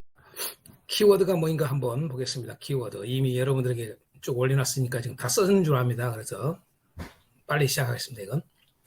자, 야고보서의 키워드는 뭐다? 온전한 믿음. 이게 키워드입니다. 온전한 믿음. 이걸로 딱 끝나요. 온전한 믿음. 그러시면 돼요. 온전한 믿음이라는 말이 딱 한 번 써져요. 사실은요. 이 단어를 한꺼번에 해야죠. 온전한 믿음이라는 말을 2장 22절에 쓰는데 온전한 믿음이라는 말을 딱 한 번 쓰지만 이게 키워드입니다. 왜 그러느냐. 이제 온전한이라고 하는 이 단어가 7번 씁니다. 참 이것도 의도적으로 했다고 봅니다. 7번 1장 2절 4절 17절 25절 2장 22절 3장 2절까지 해서 온전한이라는 단어가 딱 7번 쓰여집니다. 그리고 믿음이라는 단어가 16회 씁니다. 그래서 온전한 믿음에서 한 23회 이렇게 됩니다. 자, 그래서 온전한 믿음이 키워드다. 그러니까 온전한 믿음을 이야기하는데 믿음 다 이야기하는데 온전한 믿음이 없단 말이에요. 자, 그래서 온전한 믿음이라는 단어가 이 키워드다라고 하는 거. 그래서 여기에 관련해서 쓰는 단어가 우리가 알다시피 행함이라는 단어를 엄청나게 강조하지 않습니까? 야고보가 22번이나 여러분 씁니다. 이 행함에 대해서. 바로 뭡니까? 온전한 믿음은 곧 행함 있는 믿음을 말한다. 같은 말이에요. 같이 쓰는 거예요. 그래서 결국은 온전한 믿음이라는 것에서 믿음, 온전한 걸 써서 한 23회가 나오고 여러분 행함이 또 한 22번 해서 55회 정도가 이 온전한 믿음에 대해서 말하고 있다. 이렇게 알면 되는 겁니다. 특별히 여러분 행함에서 무진장이 중시 여기는 것이 말과 행동입니다. 말과 행동. 이건 좀 이따가 다루겠습니다. 어쨌든 자 이게 하나다. 관련, 행함이라는 단어가 온전한 믿음과 관련어입니다. 그래서 온전한 믿음이 키워드다. 행함은 여러분, 행함이라는 것은 알았을 거예요. 그런데 온전한 믿음, 또 이렇게 또 연결을 생각을 못 할 수도 있어요. 하나라는 걸 꼭 기억하십시오. 자, 그 외에 중요한 단어들이 의라는 단어나 경건이라는 단어. 자, 의와 경건, 이건 떨어질 수가 없는 거죠. 자, 그래서 의, 경건, 의가 한 7번 나옵니다. 이것도요. 의에 대해서. 경건이 한 3번 씁니다. 그 다음에 지혜라는 단어가 6번 나옵니다. 지혜라는 단어가. 선행이라는 단어가 4번 나옵니다. 사랑이라는 단어가 5번 나옵니다. 여러분, 이런 게 다 뭡니까, 여러분요? 의, 경건, 지혜, 선행, 사랑, 이건 다 뭡니까? 온전한 믿음의 또 다른 표현입니다. 온전한 믿음과의 관련어란 말이에요. 관련어. 꼭 아셔야 돼요. 온전한 믿음, 그러면 여러분 그냥 하나만 생각하면 안 돼요. 온전한 믿음은 의예요. 의. 의가 있는 거예요. 의가 나타나야 하는 거예요. 경건한 거예요. 경건해요. 온전한 믿음은요. 그게 나타나는 거예요. 행위로 나타나는 거예요. 말로만이 아니라, 말로만 경건이 아니라 그 말이에요. 온전한 믿음은. 네? 여러분, 온전한 믿음은 지혜가 있어요. 지혜. 응? 여기서 지혜는 뭡니까? 위로부터 온 지혜를 말하는 거죠. 세상에서 말하는 지혜가 아니라 위로부터 온 지혜. 그래서 우리가 이미 여러분 구약을 배운 사람들 알겠지만 지혜 그러면 서로 하나입니다. 하나. 여러분 성경에서 말하는 위로부터 오는 지혜는 선과 연결돼 있다. 하나로 연결돼 있다. 꼭 잊지 말아야 됩니다. 사랑과 연결돼 있다. 꼭 잊지 마셔야 돼요. 그러니까 이 세상에서의 지혜의 의미가 완전히 다른 거예요. 성경이 말하는 지혜는요. 여러분요. 선을 행하는 거예요. 선을 행하는 거. 그 선을 행하지 않은 사람은 여러분 지혜가 없는 거예요. 악한 사람은 여러분 지혜가 없는 거예요. 그래서 같이 쓰는 겁니다. 여러분. 선 또 쓸 때는 반드시 항상 따라다니는 게 사랑이라는 단어. 그래서 이게 떨어질 수가 없는 거예요. 의, 경건, 지혜, 선행, 사랑 이런 게요. 이게 온전한 믿음과 관련된 단어들입니다. 그래서 중요한 단어입니다. 자, 그 다음에 이제 여러분 시험이라는 단어가 7번 씁니다. 시험. 그러니까 이런 시험 속에서 뭐 하느냐. 시험이 있는데 시험도 여러분 2가지가 의미가 있다고 여러분 알아야 되죠. 여러분 이제 야고보서 본문을 들어가면 여러분 첫 1장서부터 시험에 대한 이야기가 나오는데 우리 한글 성경에는 시험 나오는데 시험이라고 다 하나로 되어 있지만은 사실 이 시험이 뭡니까? 그냥 알아먹어야 돼요. 여러분 원어를 몰라도 알아야 돼요. 영어로는 이게 여러분요 테스트와 템테이션 이런 거 여러분 몰라도 돼요. 여러분요. 이미 여러분요. 이 시험은 씨 뿌리는 부에서 이미 배웠어야 돼요. 알아야 돼요. 예수님의 가르침에서 이미 배운 거예요. 여러분요. 씨 뿌리는 비유에서 여러분요 시험이 2가지가 있는 거예요. 쓴 시험과 단 시험이 있는 거예요. 쓴 시험이 뭐예요? 환난, 핍박이에요. 여러분요. 응? 단 시험은 뭐예요? 여러분요 유혹이에요. 유혹. 그 유혹이 뭐예요? 재물에 대한 유혹. 어떻게 살아갈까? 어떻게 먹고 살까? 세상에 대한 염려. 이게 다 여러분요 시험이에요. 이미 예수님이 씨 뿌리는 비에서 했어요. 그러니까 그런 것들을 여러분 성경에서 말하고 있는 게 이렇게 연결돼서 말하고 있다는 걸 알고 있어야 돼요. 그래야 동일한 말을 하는 겁니다. 동일하게. 여러분. 자, 그래서 이런 시험 가운데 어떻게 돼? 인내가 4번, 오래 참고가 5번. 이렇게 말합니다. 인내 또는 오래 참고. 이걸 쓴단 말이에요. 자, 이게 뭐예요? 시험이 있어도 여러분 인내하는 거지요. 시험이 있어도 오래 참는 거죠. 그게 온전한 믿음이죠. 그게요. 그럼 여기서 인내를 좀 더 구체적으로 뭘까요? 오래 참고가 뭘까요? 끝까지 의를 행한다 그 말이에요, 여러분요. 아무리 유혹이 있어도, 아무리 핍박이 있어도 끝까지 경건한다 이 말이에요. 경건한 삶을 산다. 이게 인내예요. 그냥 인내가 아니라 여러분요. 응? 이해가 되시죠? 이렇게 하나로 다 연결된 겁니다. 이렇게 서로. 자, 그러면 또 시험 중에서 또 대표적인 지금 야고보서에서 세속이라는 단어 이미 앞에서 여러분 했습니다만은 세속, 세상 또는 세속입니다. 세상이라 해도 되고 세속이라도 상관없어요. 제가 그냥 세속이라 해놨어요. 세속 4번 나옵니다. 자, 부자가 3번 나옵니다. 3번. 이 짧은 책에 긴 책도 아닌데 아주 짧은 이 서신에 여러분 세속이 4번, 부자가 3번, 욕심이 2번 나옵니다. 그러니까 이 세상의 것들은 세속과 부자는 연결돼 있죠. 자, 욕심도 여러분 이 부자와 연결돼 있죠. 여러분 이 세상은 욕심하고 연결되어 있어요. 여러분 이 세상은 욕심이 다 있어요. 욕심이 없는 자가 없어요. 다 욕심이 있어요. 여러분 교회는요 욕심이 없어야 돼요. 그게 믿음을 가진 자예요. 그게 예수가 있는 거예요. 그 안에. 아멘이요? 이렇게 아주 분명하게 딱딱 떨어져야 돼요. 응? 자, 그 다음에 이제 복이라는 단어가 3번 나옵니다. 약속이라는 단어가 2번 나옵니다. 여러분요. 자, 복과 약속은 연결돼 있죠. 복과 약속은요. 여러분 복과 약속은 자 창세기부터 벌써 생각해 보세요. 초에 창세기 1장에서부터 복약이 나옵니다. 자, 그 복의 약속과 연결되어 있습니다. 그렇죠? 복과 약속은 떨어질 수가 없는 거예요. 하나님의 약속과 하나님의 주신 복은 하나로 연결되어 있어요. 떨어질 수 없어요. 여러분 이미 율법이 오기 전에 이미 여러분 창세기 1장에서부터 복과 약속이 딱 이야기를 해요. 여러분 우리가 말하는 모세 율법에 여러분요 모세 여러분요 우리가 율법에 여러분 복과 약속을 이야기를 해요. 그렇죠? 우리가 잘 아는 신명기 28장 복 이야기하지요. 복과 약속이에요. 거기가요. 그래서 이 복과 약속이 성경 전반에 쭉 있는 거예요. 그래서 예수님 복음서에도 예수님이 복과 약속을 하나로 이야기를 해요. 여러분요. 그런 개념에서 야고보는 그대로 쓰는 거예요. 이게요. 자, 그래서 이 복은 뭐다? 여러분 여기서 복이 뭐예요?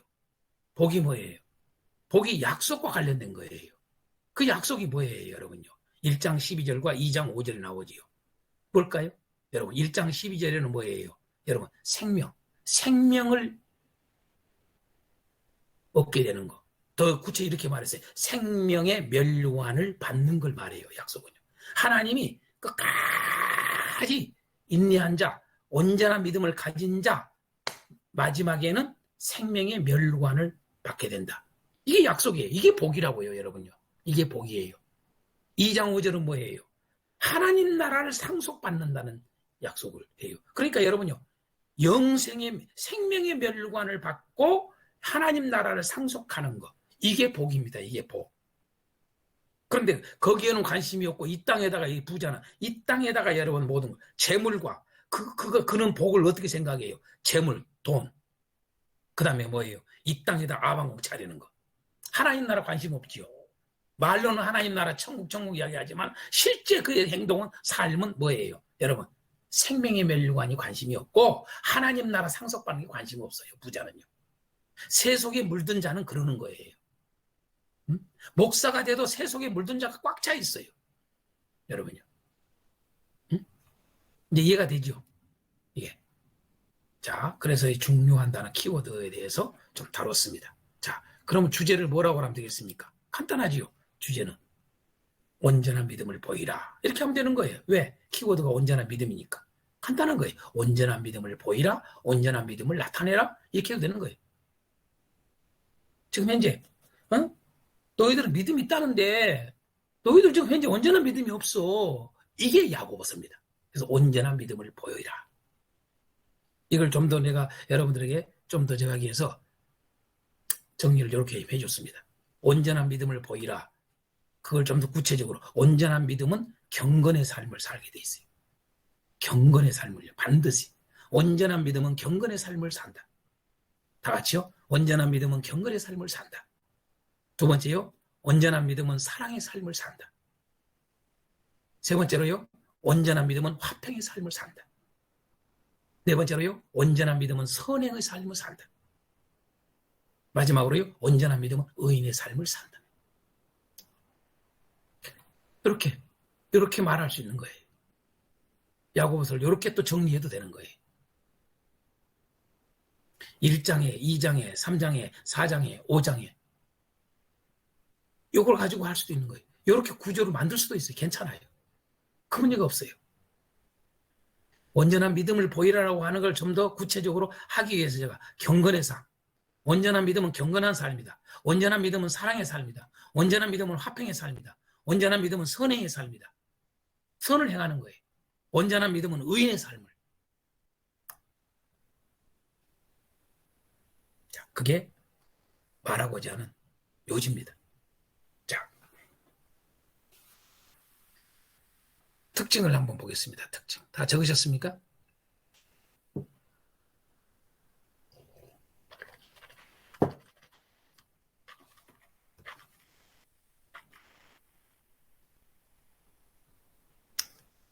특징으로 들어갔습니다. 특징.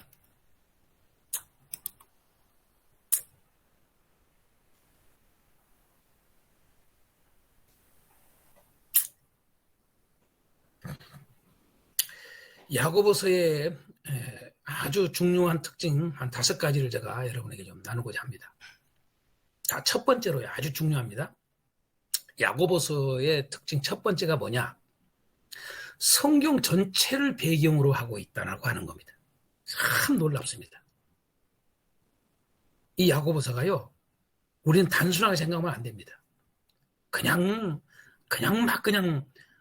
한 가지만 우리 생각을 했을 거예요. 행함. 이렇게만 생각한 거예요.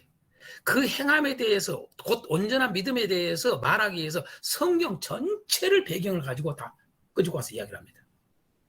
여러분, 탁월합니다. 탁월해. 이 짧은 책에서 야고보가요, 대단합니다. 성령의 역사지요. 성령이 하신 일이죠, 이게. 자, 성경 전체를 배경으로 하고 있습니다. 자, 그 성경 전체를 좀 더 이야기하면 뭡니까?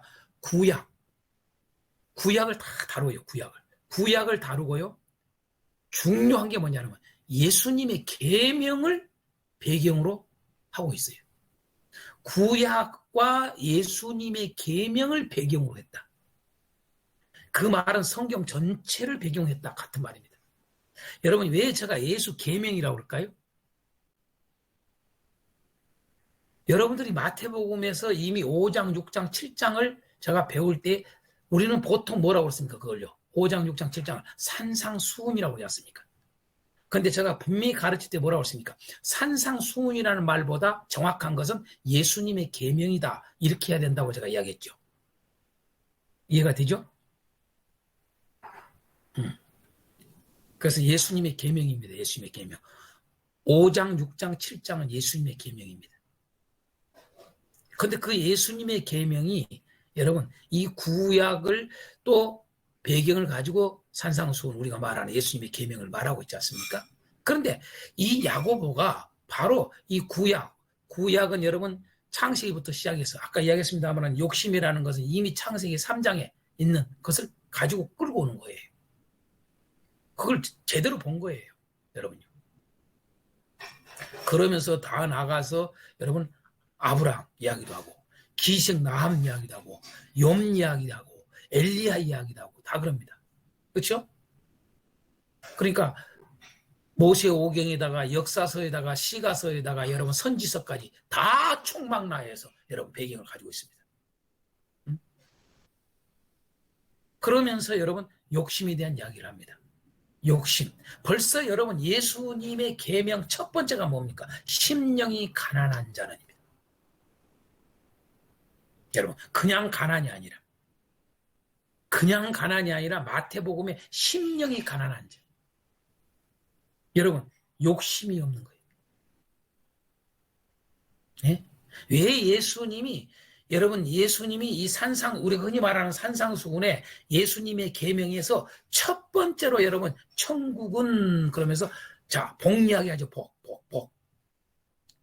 누가 복 있다? 구약은 처음부터 복 이야기입니다. 복 이야기죠. 네? 누가 복 있다? 마태복음 5장, 6장, 7장에서 복 이야기합니다. 우리가 흔히 팔복이라고 하는데 제가 구복이라고 가르쳤습니다. 아니 한복이라고 했습니다. 그건 결국 하나다. 이렇게 이야기했습니다. 자, 그 복이 여러분요. 첫 번째가 여러분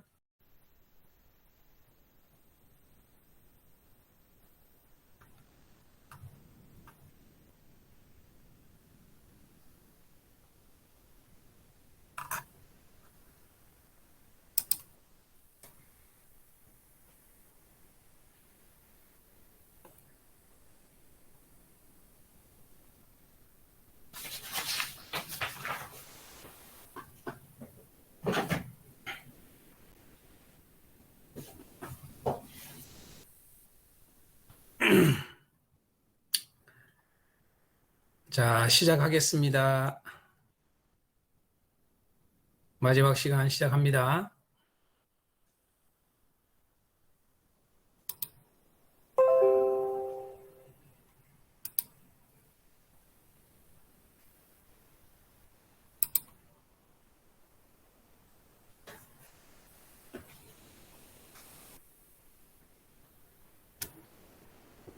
자, 구조를 보겠습니다. 구조. 야고보서는 어떻게 구조가 되어 있는가? 단락이 어떻게 나눠야 되는가라고 하는 부분입니다. 자, 기존의 구조는 어떻게 했는가를 한번 좀 먼저 살펴보겠습니다. 기존의 구조는 어떻게 되어 있는가? 크게 한 네 가지를 제가 여러분에게 자료로 올렸습니다. 네 가지로. 참나 이걸 보면서 또 어떤 생각이 드느냐? 참 이렇게 야고보서가 어려운가? 야고보서 이렇게 간단한 서신이고 별로 어렵게 없는데도 불구하고 왜 이렇게 구조가 많은지, 예? 구조가 이렇게 네 가지나 여러분 주장을 합니다. 자, 일단은 여러분 이 구조들이 제대로 돼 있는가 한번 보겠습니다. 기존 구조가 제대로 단락을 나눴고 제대로 제목을 잘 잡았는가 한번 보겠습니다. 가장 기본적인 것으로 많이 쓰고 있는 구조가 세 단락으로 이게 나눴습니다. 세 단락으로. 세 단락으로 나누는데 1장 1절에서 18절까지를 잘랐고 그 다음에 두 번째 단락을 19절서부터 5장 6절까지 그 다음에 5장 7절에서 20절까지 이렇게 셋으로 나누었습니다. 이런 분이 있는데 그래서 첫 번째 단락을 시련당하는 믿음 그랬습니다. 시련당하는 믿음. 두 번째 단락을 행하는 믿음 그랬습니다. 행하는 믿음. 19절 1장 19절서부터 행하는 믿음 그랬어요. 행하는 믿음. 그 다음에 세 번째 단락은 승리하는 믿음 그랬습니다. 여러분.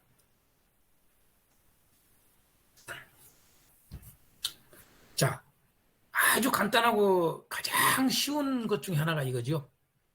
그렇죠? 1장 1절에서 18절까지. 예. 실현당하는 믿음. 여기는 키워드를 지금 믿음에다 뒀죠. 믿음. 근데 믿음에다가 뒀는데 실현당하는 믿음. 행하는 믿음. 승리하는 믿음. 아주 단순하고 쉬운 지금 현재 구조입니다. 이게. 무진자이. 그렇죠?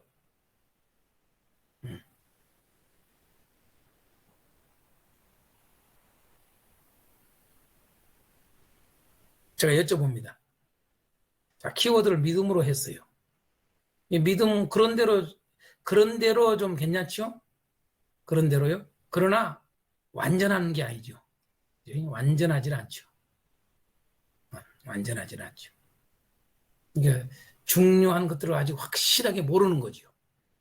이 구조를 벌써 봐도요. 자, 보면 알다시피 여러분 첫 번째 단락 1절에서 18절까지가 실현당하는 믿음인가요? 여러분 여기 안에는 행하는 믿음이 없나요? 네?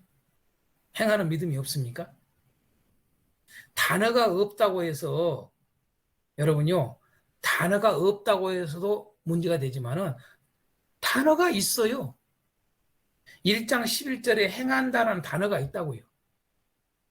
응? 그러고 그 단어가 없다 할지라도 여러분요 보세요. 시험을 당할 때에 어떻게 하는 거예요? 기쁘게 여기는 거. 이게 여러분요, 이게 그냥 실은 당하는 믿음이 아니라 행하는 거예요, 이것도요. 네? 행하는 거라고요. 또 지혜가 부족해서 그 고통 속에 있으니까 하나님 앞에 지혜를 구해. 지혜를 구하는 게 지금 행하는 거지요. 그것도 행하는 거지요. 더 중요한 것은 행하는 것을 좀 구체적으로 이야기하면은 여러분요, 낮은 자는 자기 높음을 자랑하는 거. 이거 행하는 거라고요. 예. 부한 자는 자기 낮아짐을 자랑하는 거. 이게 행하는 거죠. 그렇죠? 그러니까 이러한 것들을 가만히 보면은 이 속에가 이미 행함도 들어있는 거예요. 행하는 거예요. 이건 행하는 믿음이 아닐까? 아니다, 아닌 게 아니라 이 말이. 이거 구체적으로 들어가면은요. 응? 그러니까 다 행하는 게 다 들어있는 거죠. 여기 두 번째 단락에서만 행하는 믿음만 이야기하는 게 아니다. 라는 걸 여러분 우리가 얼른 알 수 있는 거예요.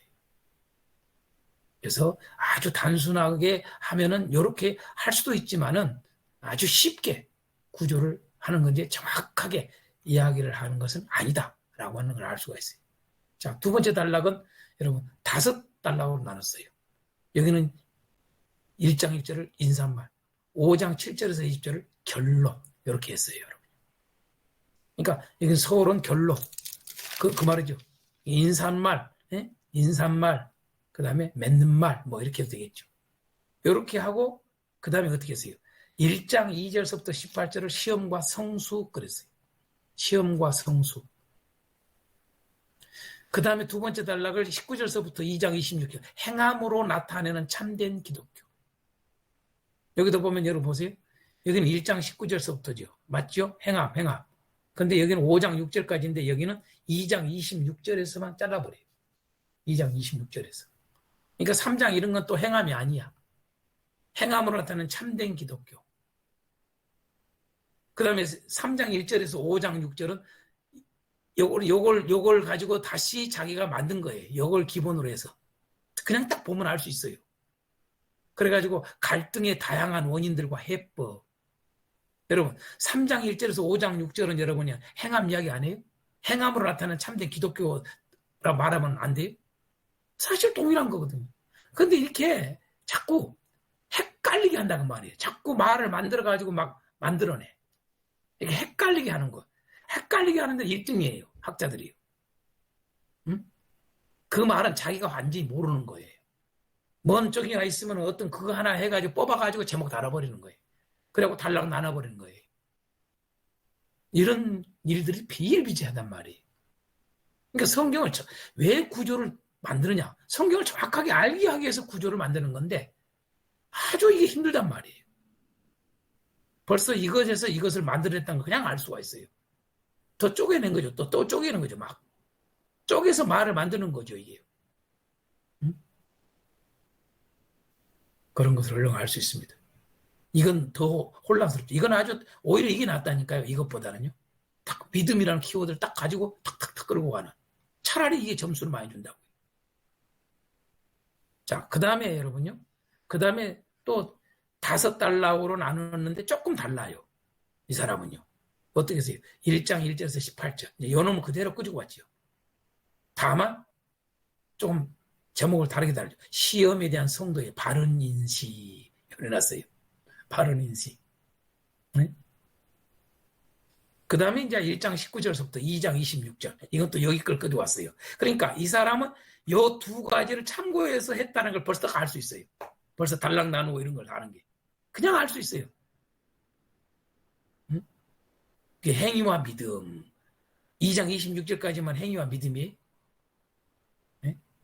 그 다음에 3장 1절에서 12절은 말과 믿음이래요. 말과 믿음. 네, 여기서 한 가지 던질게요. 여러분, 말과 믿음을 갖다 이 사람을 주장한다면, 이 사람처럼 한다면, 여러분, 말과 믿음, 말에 대해서 3장에서만 해요?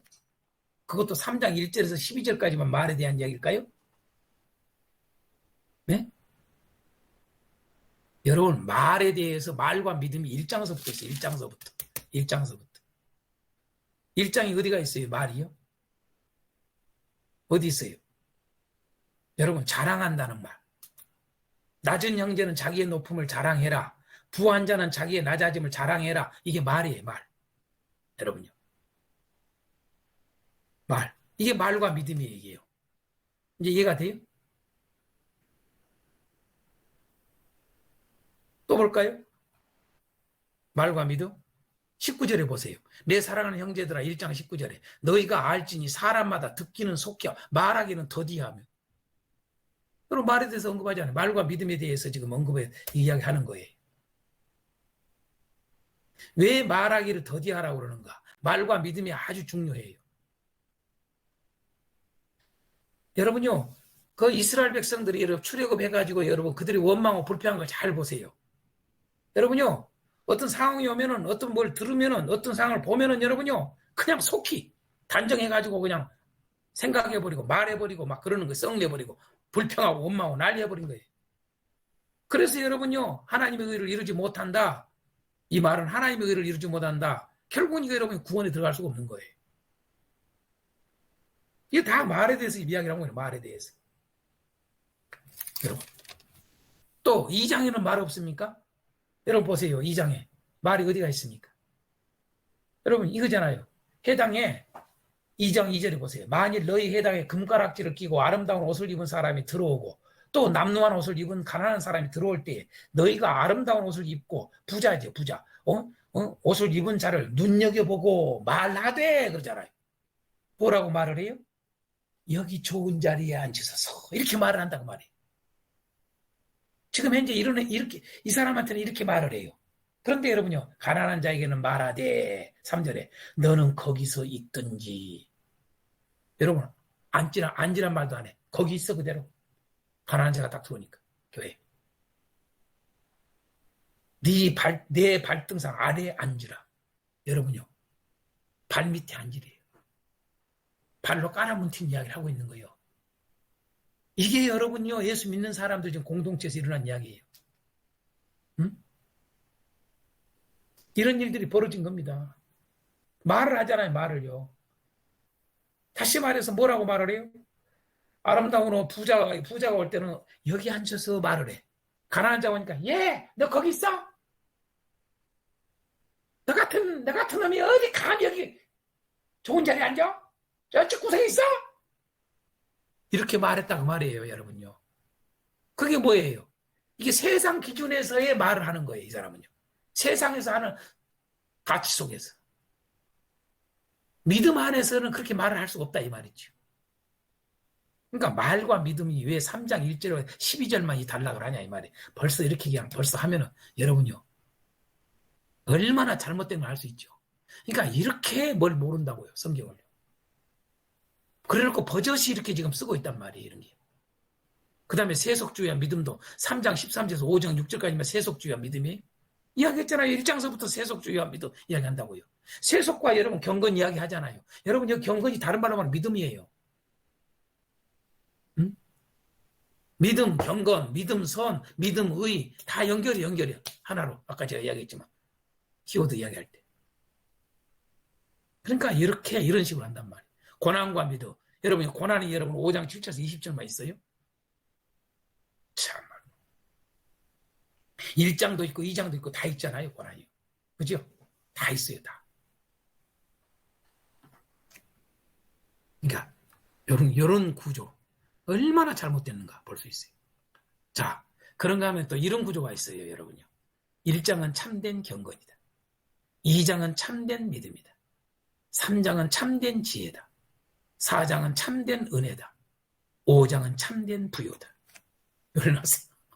이것도 나 좀 보고 웃었어요, 웃어. 여기는 키워드를 뭐에다 해서 참된 거. 뭔가 조금 감은 잡았어요, 감을. 참되다, 다른 말로 말해 온전하다. 예? 온전함과 이게 같이 쓰는 단어예요. 그죠? 나름대로 이건 있어요. 그런데 뭐예요?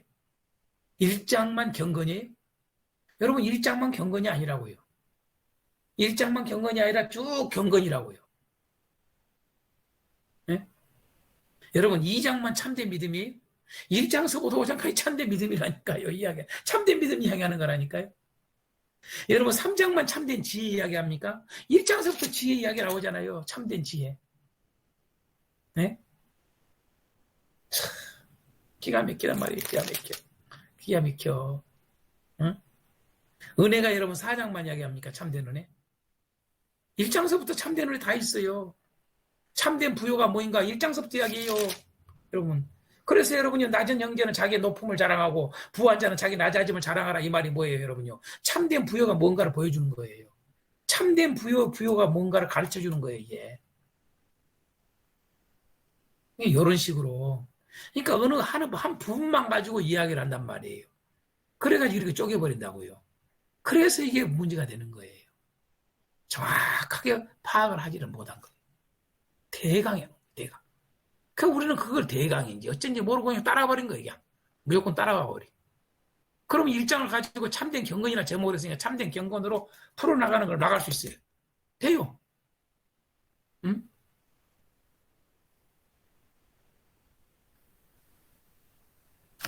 자, 그러지만은 이것들이 전체를 다 올 수 없다 이 말이에요. 예를 들어서 5장 참된 부여로 다 여러분 할 수 있냐 이 말이에요. 참된 부여. 그래서 기존 구조가 조금 미흡하다라고 하는 사실을 우리가 발견하게 됩니다. 자, 키워드에 대한 구조를 보겠습니다. 키워드 구조는 어떻게 될까? 자, 이렇게 셋으로 나눠집니다. 셋으로.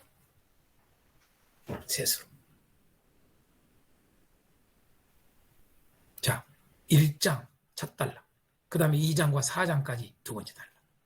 그 다음 5장 세 번째 단락. 이렇게 딱 할 수 있어요.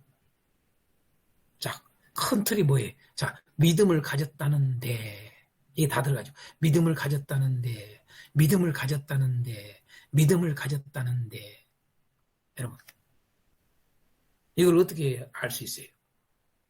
뭐, 예를 들어서 말하는 거예요. 여러분, 2장 14절 같은 거, 믿음이 있노라 하고, 이렇게 쓴단 말이에요. 너희가 믿음이 있노라 하면서 왜 그 모양이니? 이 말 하고 있거든요. 네? 예를 들어서 1장 같은 경우, 여러분요, 스스로 경건하다고 생각하면서 왜 그 모양이니? 그 말이, 그 같은 말이에요. 경건하다고 하면서, 경건이 있다고 하면서, 믿음이 가졌다면서, 믿음을 가졌다는데, 믿음이 있다면서, 이 말이에요. 응? 너희들 믿음이 있다는데 왜 이 모양이니? 이걸 지금 이야기를 하고 있잖아요. 그래서 믿음이 있다면서 참된 경건함이 없구나. 그 말이에요. 1장은요. 한마디로 말하면 믿음이 있다는데 너희들이 믿음을 가졌다는데 참된 경건함이 없어. 그리고 그게 말과 행동을 말하는 거죠. 너희들 참된 경건함, 믿음이 있다면 참된 경건함이 나타나는데 그 참된 경건함을 표현할 수 있어요, 여러분요. 경건하면은 여러분 시험이 와도 온전히 기쁘게 여길 수 있어요. 여러분요. 그게 경건이에요. 경건의 능력 그거예요. 거기서 출발하는 거 이렇게요. 여러분.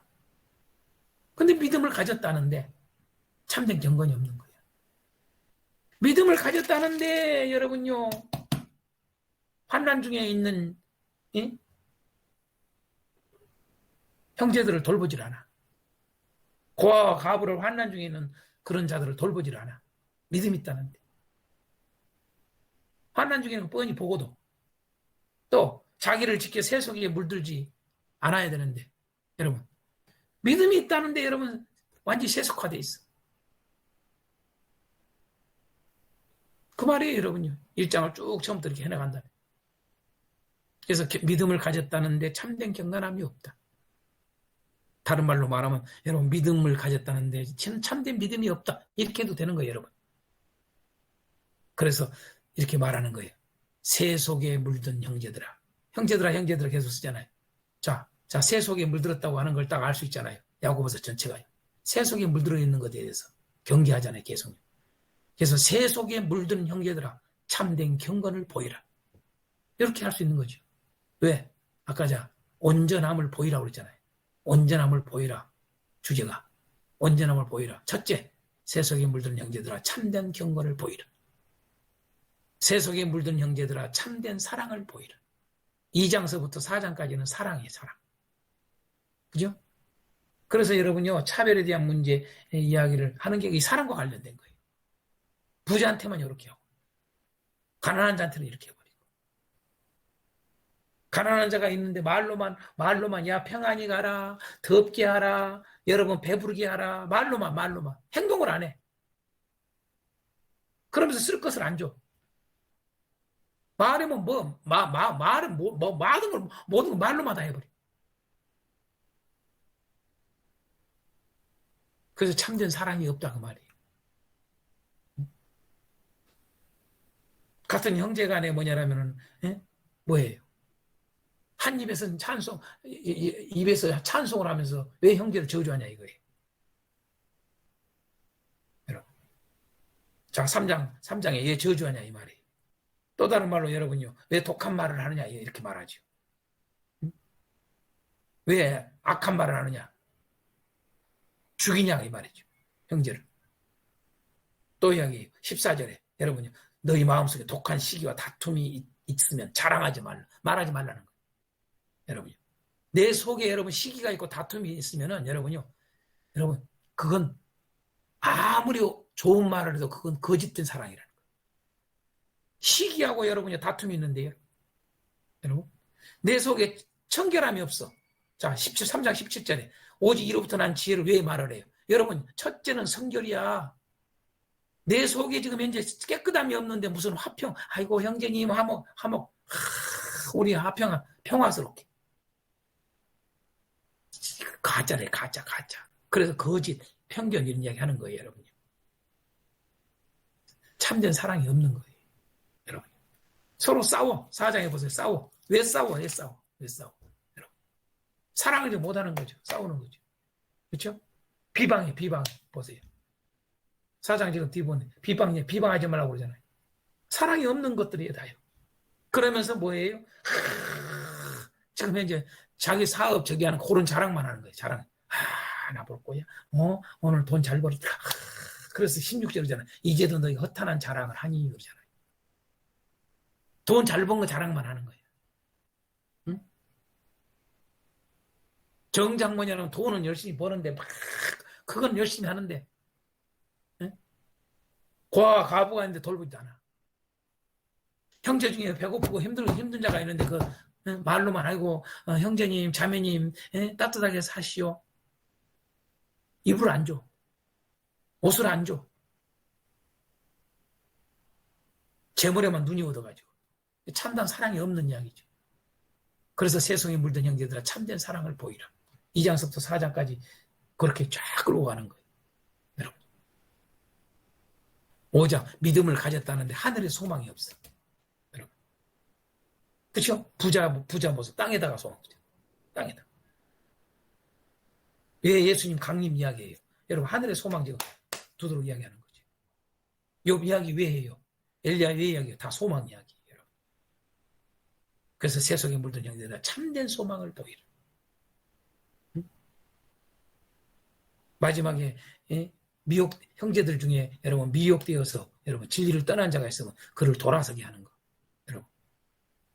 그 소망이 뭐예요? 여러분 영혼의 구원을 받는 거. 참된 소망이잖아요. 그죠? 그의 영혼을 사망에서 구원할 것이며 그러잖아요. 참된 소망을 여러분 갖게 하는 거죠. 하늘의 소망을 갖게 하는 거. 믿음을 가졌다는데 하늘의 소망이 없어. 우리 형제들이 여러분요, 형제 중에 여러분 교회는 잘 안 나와. 어쩌다 한 번씩 나와. 가만히 보니까 왜 그래? 들어보니까 집사님이 요즘 장로님 잘 안 보이. 집사님이 잘 안 보이네. 사업이 바빠서 그런다고. 그래요? 그러고 넘어가. 응? 여러분 하늘의 소망을 둔 사람 같으면 그대로 안 두지. 그런 형제를. 돌이키게 해야지. 할렐루야. 그래서 이렇게 세 단락으로 아주 딱 핵심적으로 말할 수 있는 거예요. 믿음을 가졌다는데 참된 경건함이 없다. 그러므로 참된 경건을 보여라. 믿음을 가졌다는데 참된 사랑이 없다. 참된 사랑을 보여라. 믿음을 가졌다는데 하늘에 소망이 없다. 참된 소망을 보이라. 이렇게 세 단락으로 나눌 수 있습니다.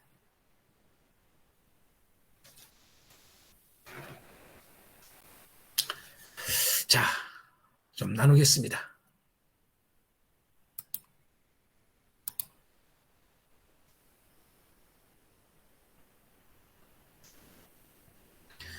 자, 오늘 이렇게 야고보서 간단하게 공부를 했습니다.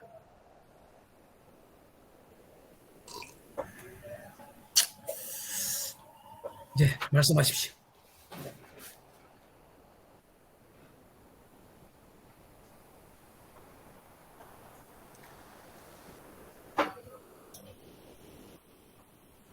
이광수 선교사님 말씀하시려는 거 자꾸 켜시네. 이광수 선교사님 한번 이야기하십시오. 오늘 야고보서 공부 소감. 제 말입니까? 예. 예, 오늘 야고보서를 통해서 많은 내용들이 있네 보니까 내용들 속에서 그동안 많이 생각해왔던 것들, 이런 것들이 안에서 목사님이 또 아주 간단하게 정답을 내려주셔서 제가 참 명쾌했습니다. 뭐 부자와 가난한 자들의 이야기라든지 믿음과 행위의 이야기라든지 이런 내용들이 그 참 말하기는 쉽지만 정말 행하기는 어려운 것들인데 계속 생각하게 되는 것 같습니다. 앞으로도 진짜 이거는 말하기는 너무 어렵고 이해하기는 정말 그 속에서 성경의 말씀이 그래서 정확하게 이야기는 해야 되지만은 사실 뭐 말하기가 그렇게 쉽지 않은 내용들인데 부자들 보고 뭐 니 잘못했다 뭐 이런 이야기하기도 뭐 그렇고 하니까 그래서 참 지혜롭게 잘 가르쳐야 되겠다는 이런 생각도 들었고 또 믿음 없는 자들 믿음이 있다 하면서도 또 엉뚱하게 행동하는 사람들 너 믿음 없구나 이런 이야기도 하기도 사실은 그러니까 야 정말 우리에게 가르치는 지혜가 있어야 되겠다.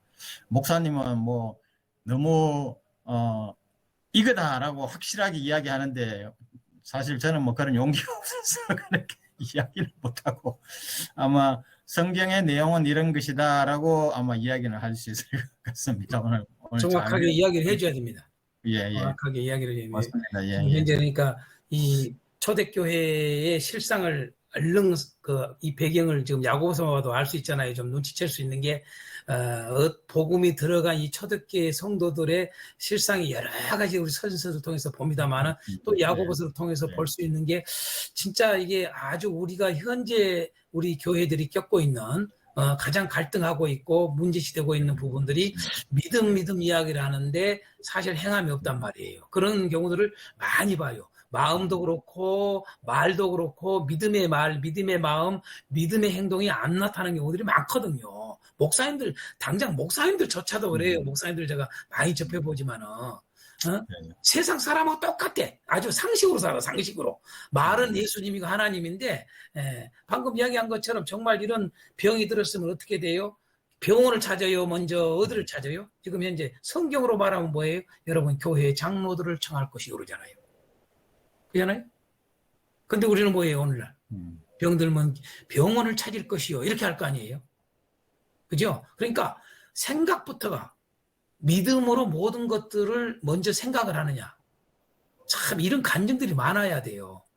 저는 이 간증하려면 끝도 없어요. 믿음으로 살아갔던 행동들, 말들 이런 것들을요. 이걸 가져야 돼요. 그런데 그걸 실질적으로 믿음으로 했을 때 하나님이 모든 걸 책임진단 말이에요. 그걸 다 경험을 한단 말이에요. 욥과 같이. 욥은 특별한 게 아니라 우리 똑같아 믿음의 사람들도요. 엘리야가 똑같은 거로 말씀. 얼마나 답답하면 야고보가 그래요. 하는 말이 엘리야 우리가 성정이 같아야 이렇게 하잖아요. 특별한 게 아니야. 대단한 엘리야를요. 그죠? 맞습니다. 예.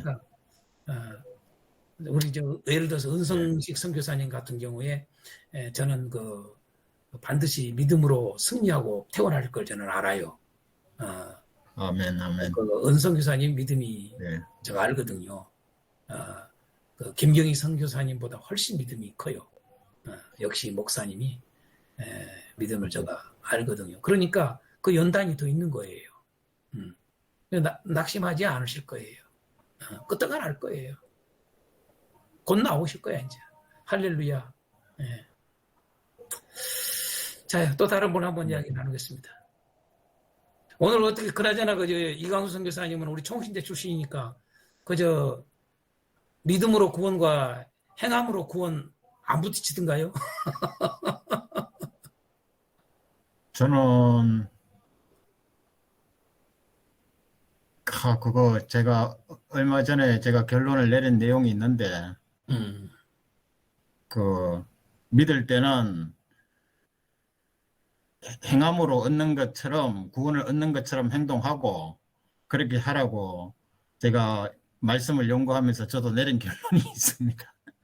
그리고 목사님하고 뭐 별로 뭐 다른 거는 없고 뭐가 더 우선이냐 뭐 이것도 없지만은 뭐 다 중요하잖아요. 사실 믿음도 중요하고 행위도 중요하고. 예, 그 두 가지가 뭐 그냥 두 사실은 가지 다 별반 다를 게 없다고. 예, 하나에 그 두 가지가 하나에 한몸, 예, 한몸. 그러니까 예, 예, 예. 맞습니다. 그래서 제가 표현하기를 아까 예, 율법 안에서의 예, 행함, 예, 믿음 안에서의 행함.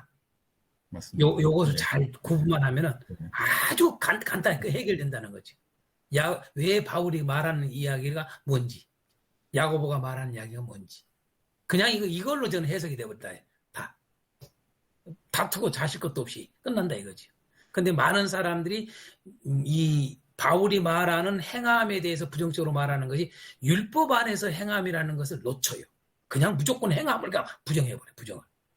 그 성경 자세히 안 본 사람들이 그 사람들은요. 예, 제가 늘 하는 말이 애꾸로 성경을 봐, 애꾸 눈으로. 두 눈으로 봐야 되는데 애꾸 눈으로 보는 거예요. 그러니까 성경이 반팽이만 보이는 거다 이 말이죠. 그래서 오늘날 우리 기독교 안에 이 반팽이 신학이 많아요. 반팽이 뭐냐면 주장이 많고 반팽이 구원론이 많다고요. 그런 것은 정말 칼빈이 그 당시에 칼빈 같은 사고라면 용납 못했을 거예요. 마귀 새끼라고 했을 거예요.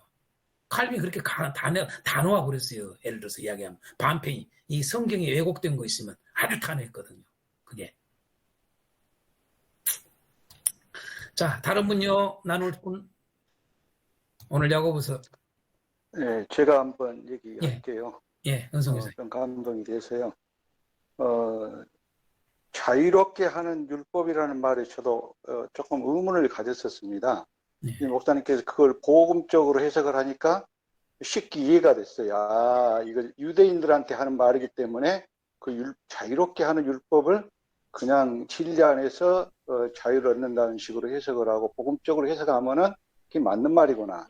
나는 율법이라고 하면 늘 정죄하고 심판하고 이제 죄를 지적하는 걸로만 봤는데 왜 자유롭게 하는 율법이라 율법은 매이는 건데 이렇게 생각을 했었는데 그걸 복음적으로 해석을 하니까 쉽게 이해가 됐고요.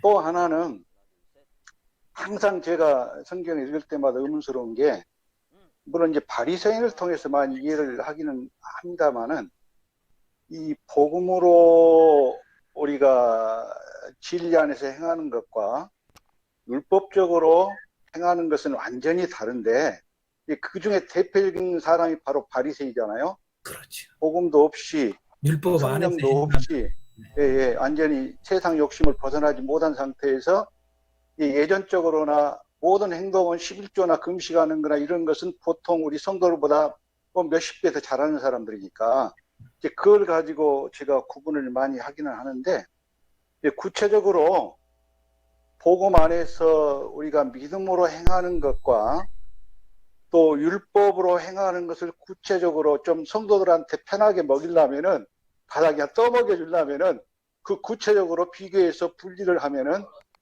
수 없는 사례가 많이 나올 것이다. 그렇죠, 이해가. 그렇죠. 예. 그게 꼭 필요할 것 같다 생각을 예. 옛날부터 여러 번 했습니다. 그게 꼭 필요하다는 생각이 들어요. 뭐가 떠먹여 주려면 필요할까 생각이. 이제 이왕 그 이야기 하셨으니까 야고보서만 가지고 야고보서를 강의를 해나가고 설교를 해나갈 때에 방금 말씀한 대로 율법 안에서 행함이 뭔가를 싹 추론해 보세요. 제가 거기까지는 여러분이 안 보여드려도 그냥 살짝 지금 저기만 어드바이스만 해드리는데 믿음 안에서 행함이 뭐인가 둘로 딱 나눠져 있어요. 그 많이 나와 있어요. 한번 찾아보세요. 그걸 찾아놓고 현재 우리 교회 생활 속에서의 그걸 또 찾아 들어가면 엄청나게 많이 나올 거예요. 이쪽으로서 지금 하고 있는지 이쪽을 생각하고 있는지. 그러면 교인들한테 가르치기 비교하면은 아주 좋습니다. 적용시키기. 그리고 저도 또 옛날부터 또 뭐 그 이전에 에베소 빌립보 이런 데 저도 다 복음 중심으로 해석하니까 너무 명쾌하고 시원하고 좋았는데 거기서 항상 믿음, 소망, 사랑을 강조하는데 또 그 굉장히 저도 그것을 공감을 합니다.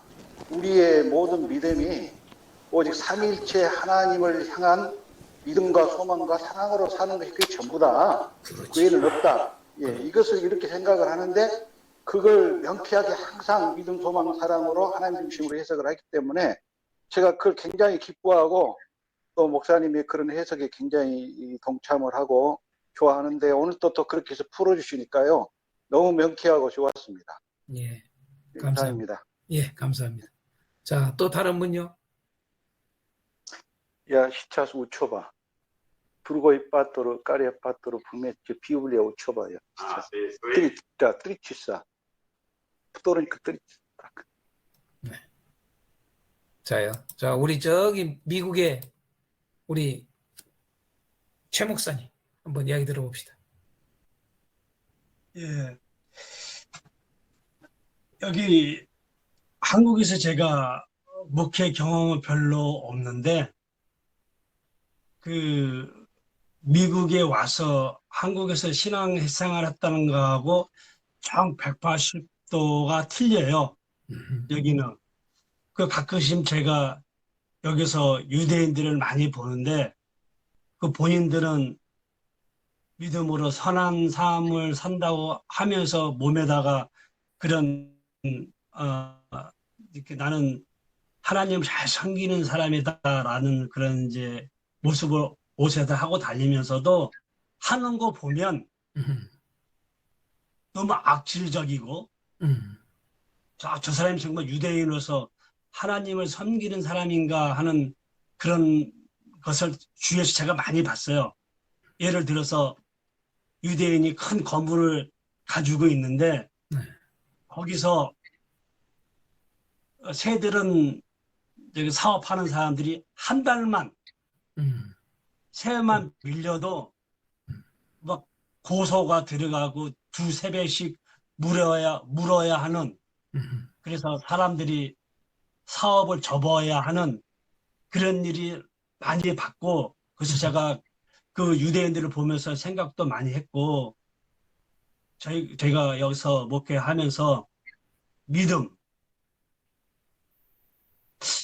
있으면 거기에 따른 행함도 따라가야 된다고 생각을 하는데, 대부분 성도들은 믿음은 좋아요. 교회 안에서 배우려 하고 또 기도도 하려고 그러고 무슨 집회에 있으면 많이 참석을 하는데, 이제 그 믿음을 떠나서 이제 누굴 도와주거나 누굴 봉사하거나 물길이 들어간다 그러면 거기서 멈춰서 할 수가 없어요. 그래서 제가 여기서 한 30년 살면서 그 성도들한테 그 말은 하지도 않아. 여기서 이렇게 잘못했다고 얘기를 하게 되면은 여기 이민 사회이기 때문에 또 성도가 한정이 돼 있기 때문에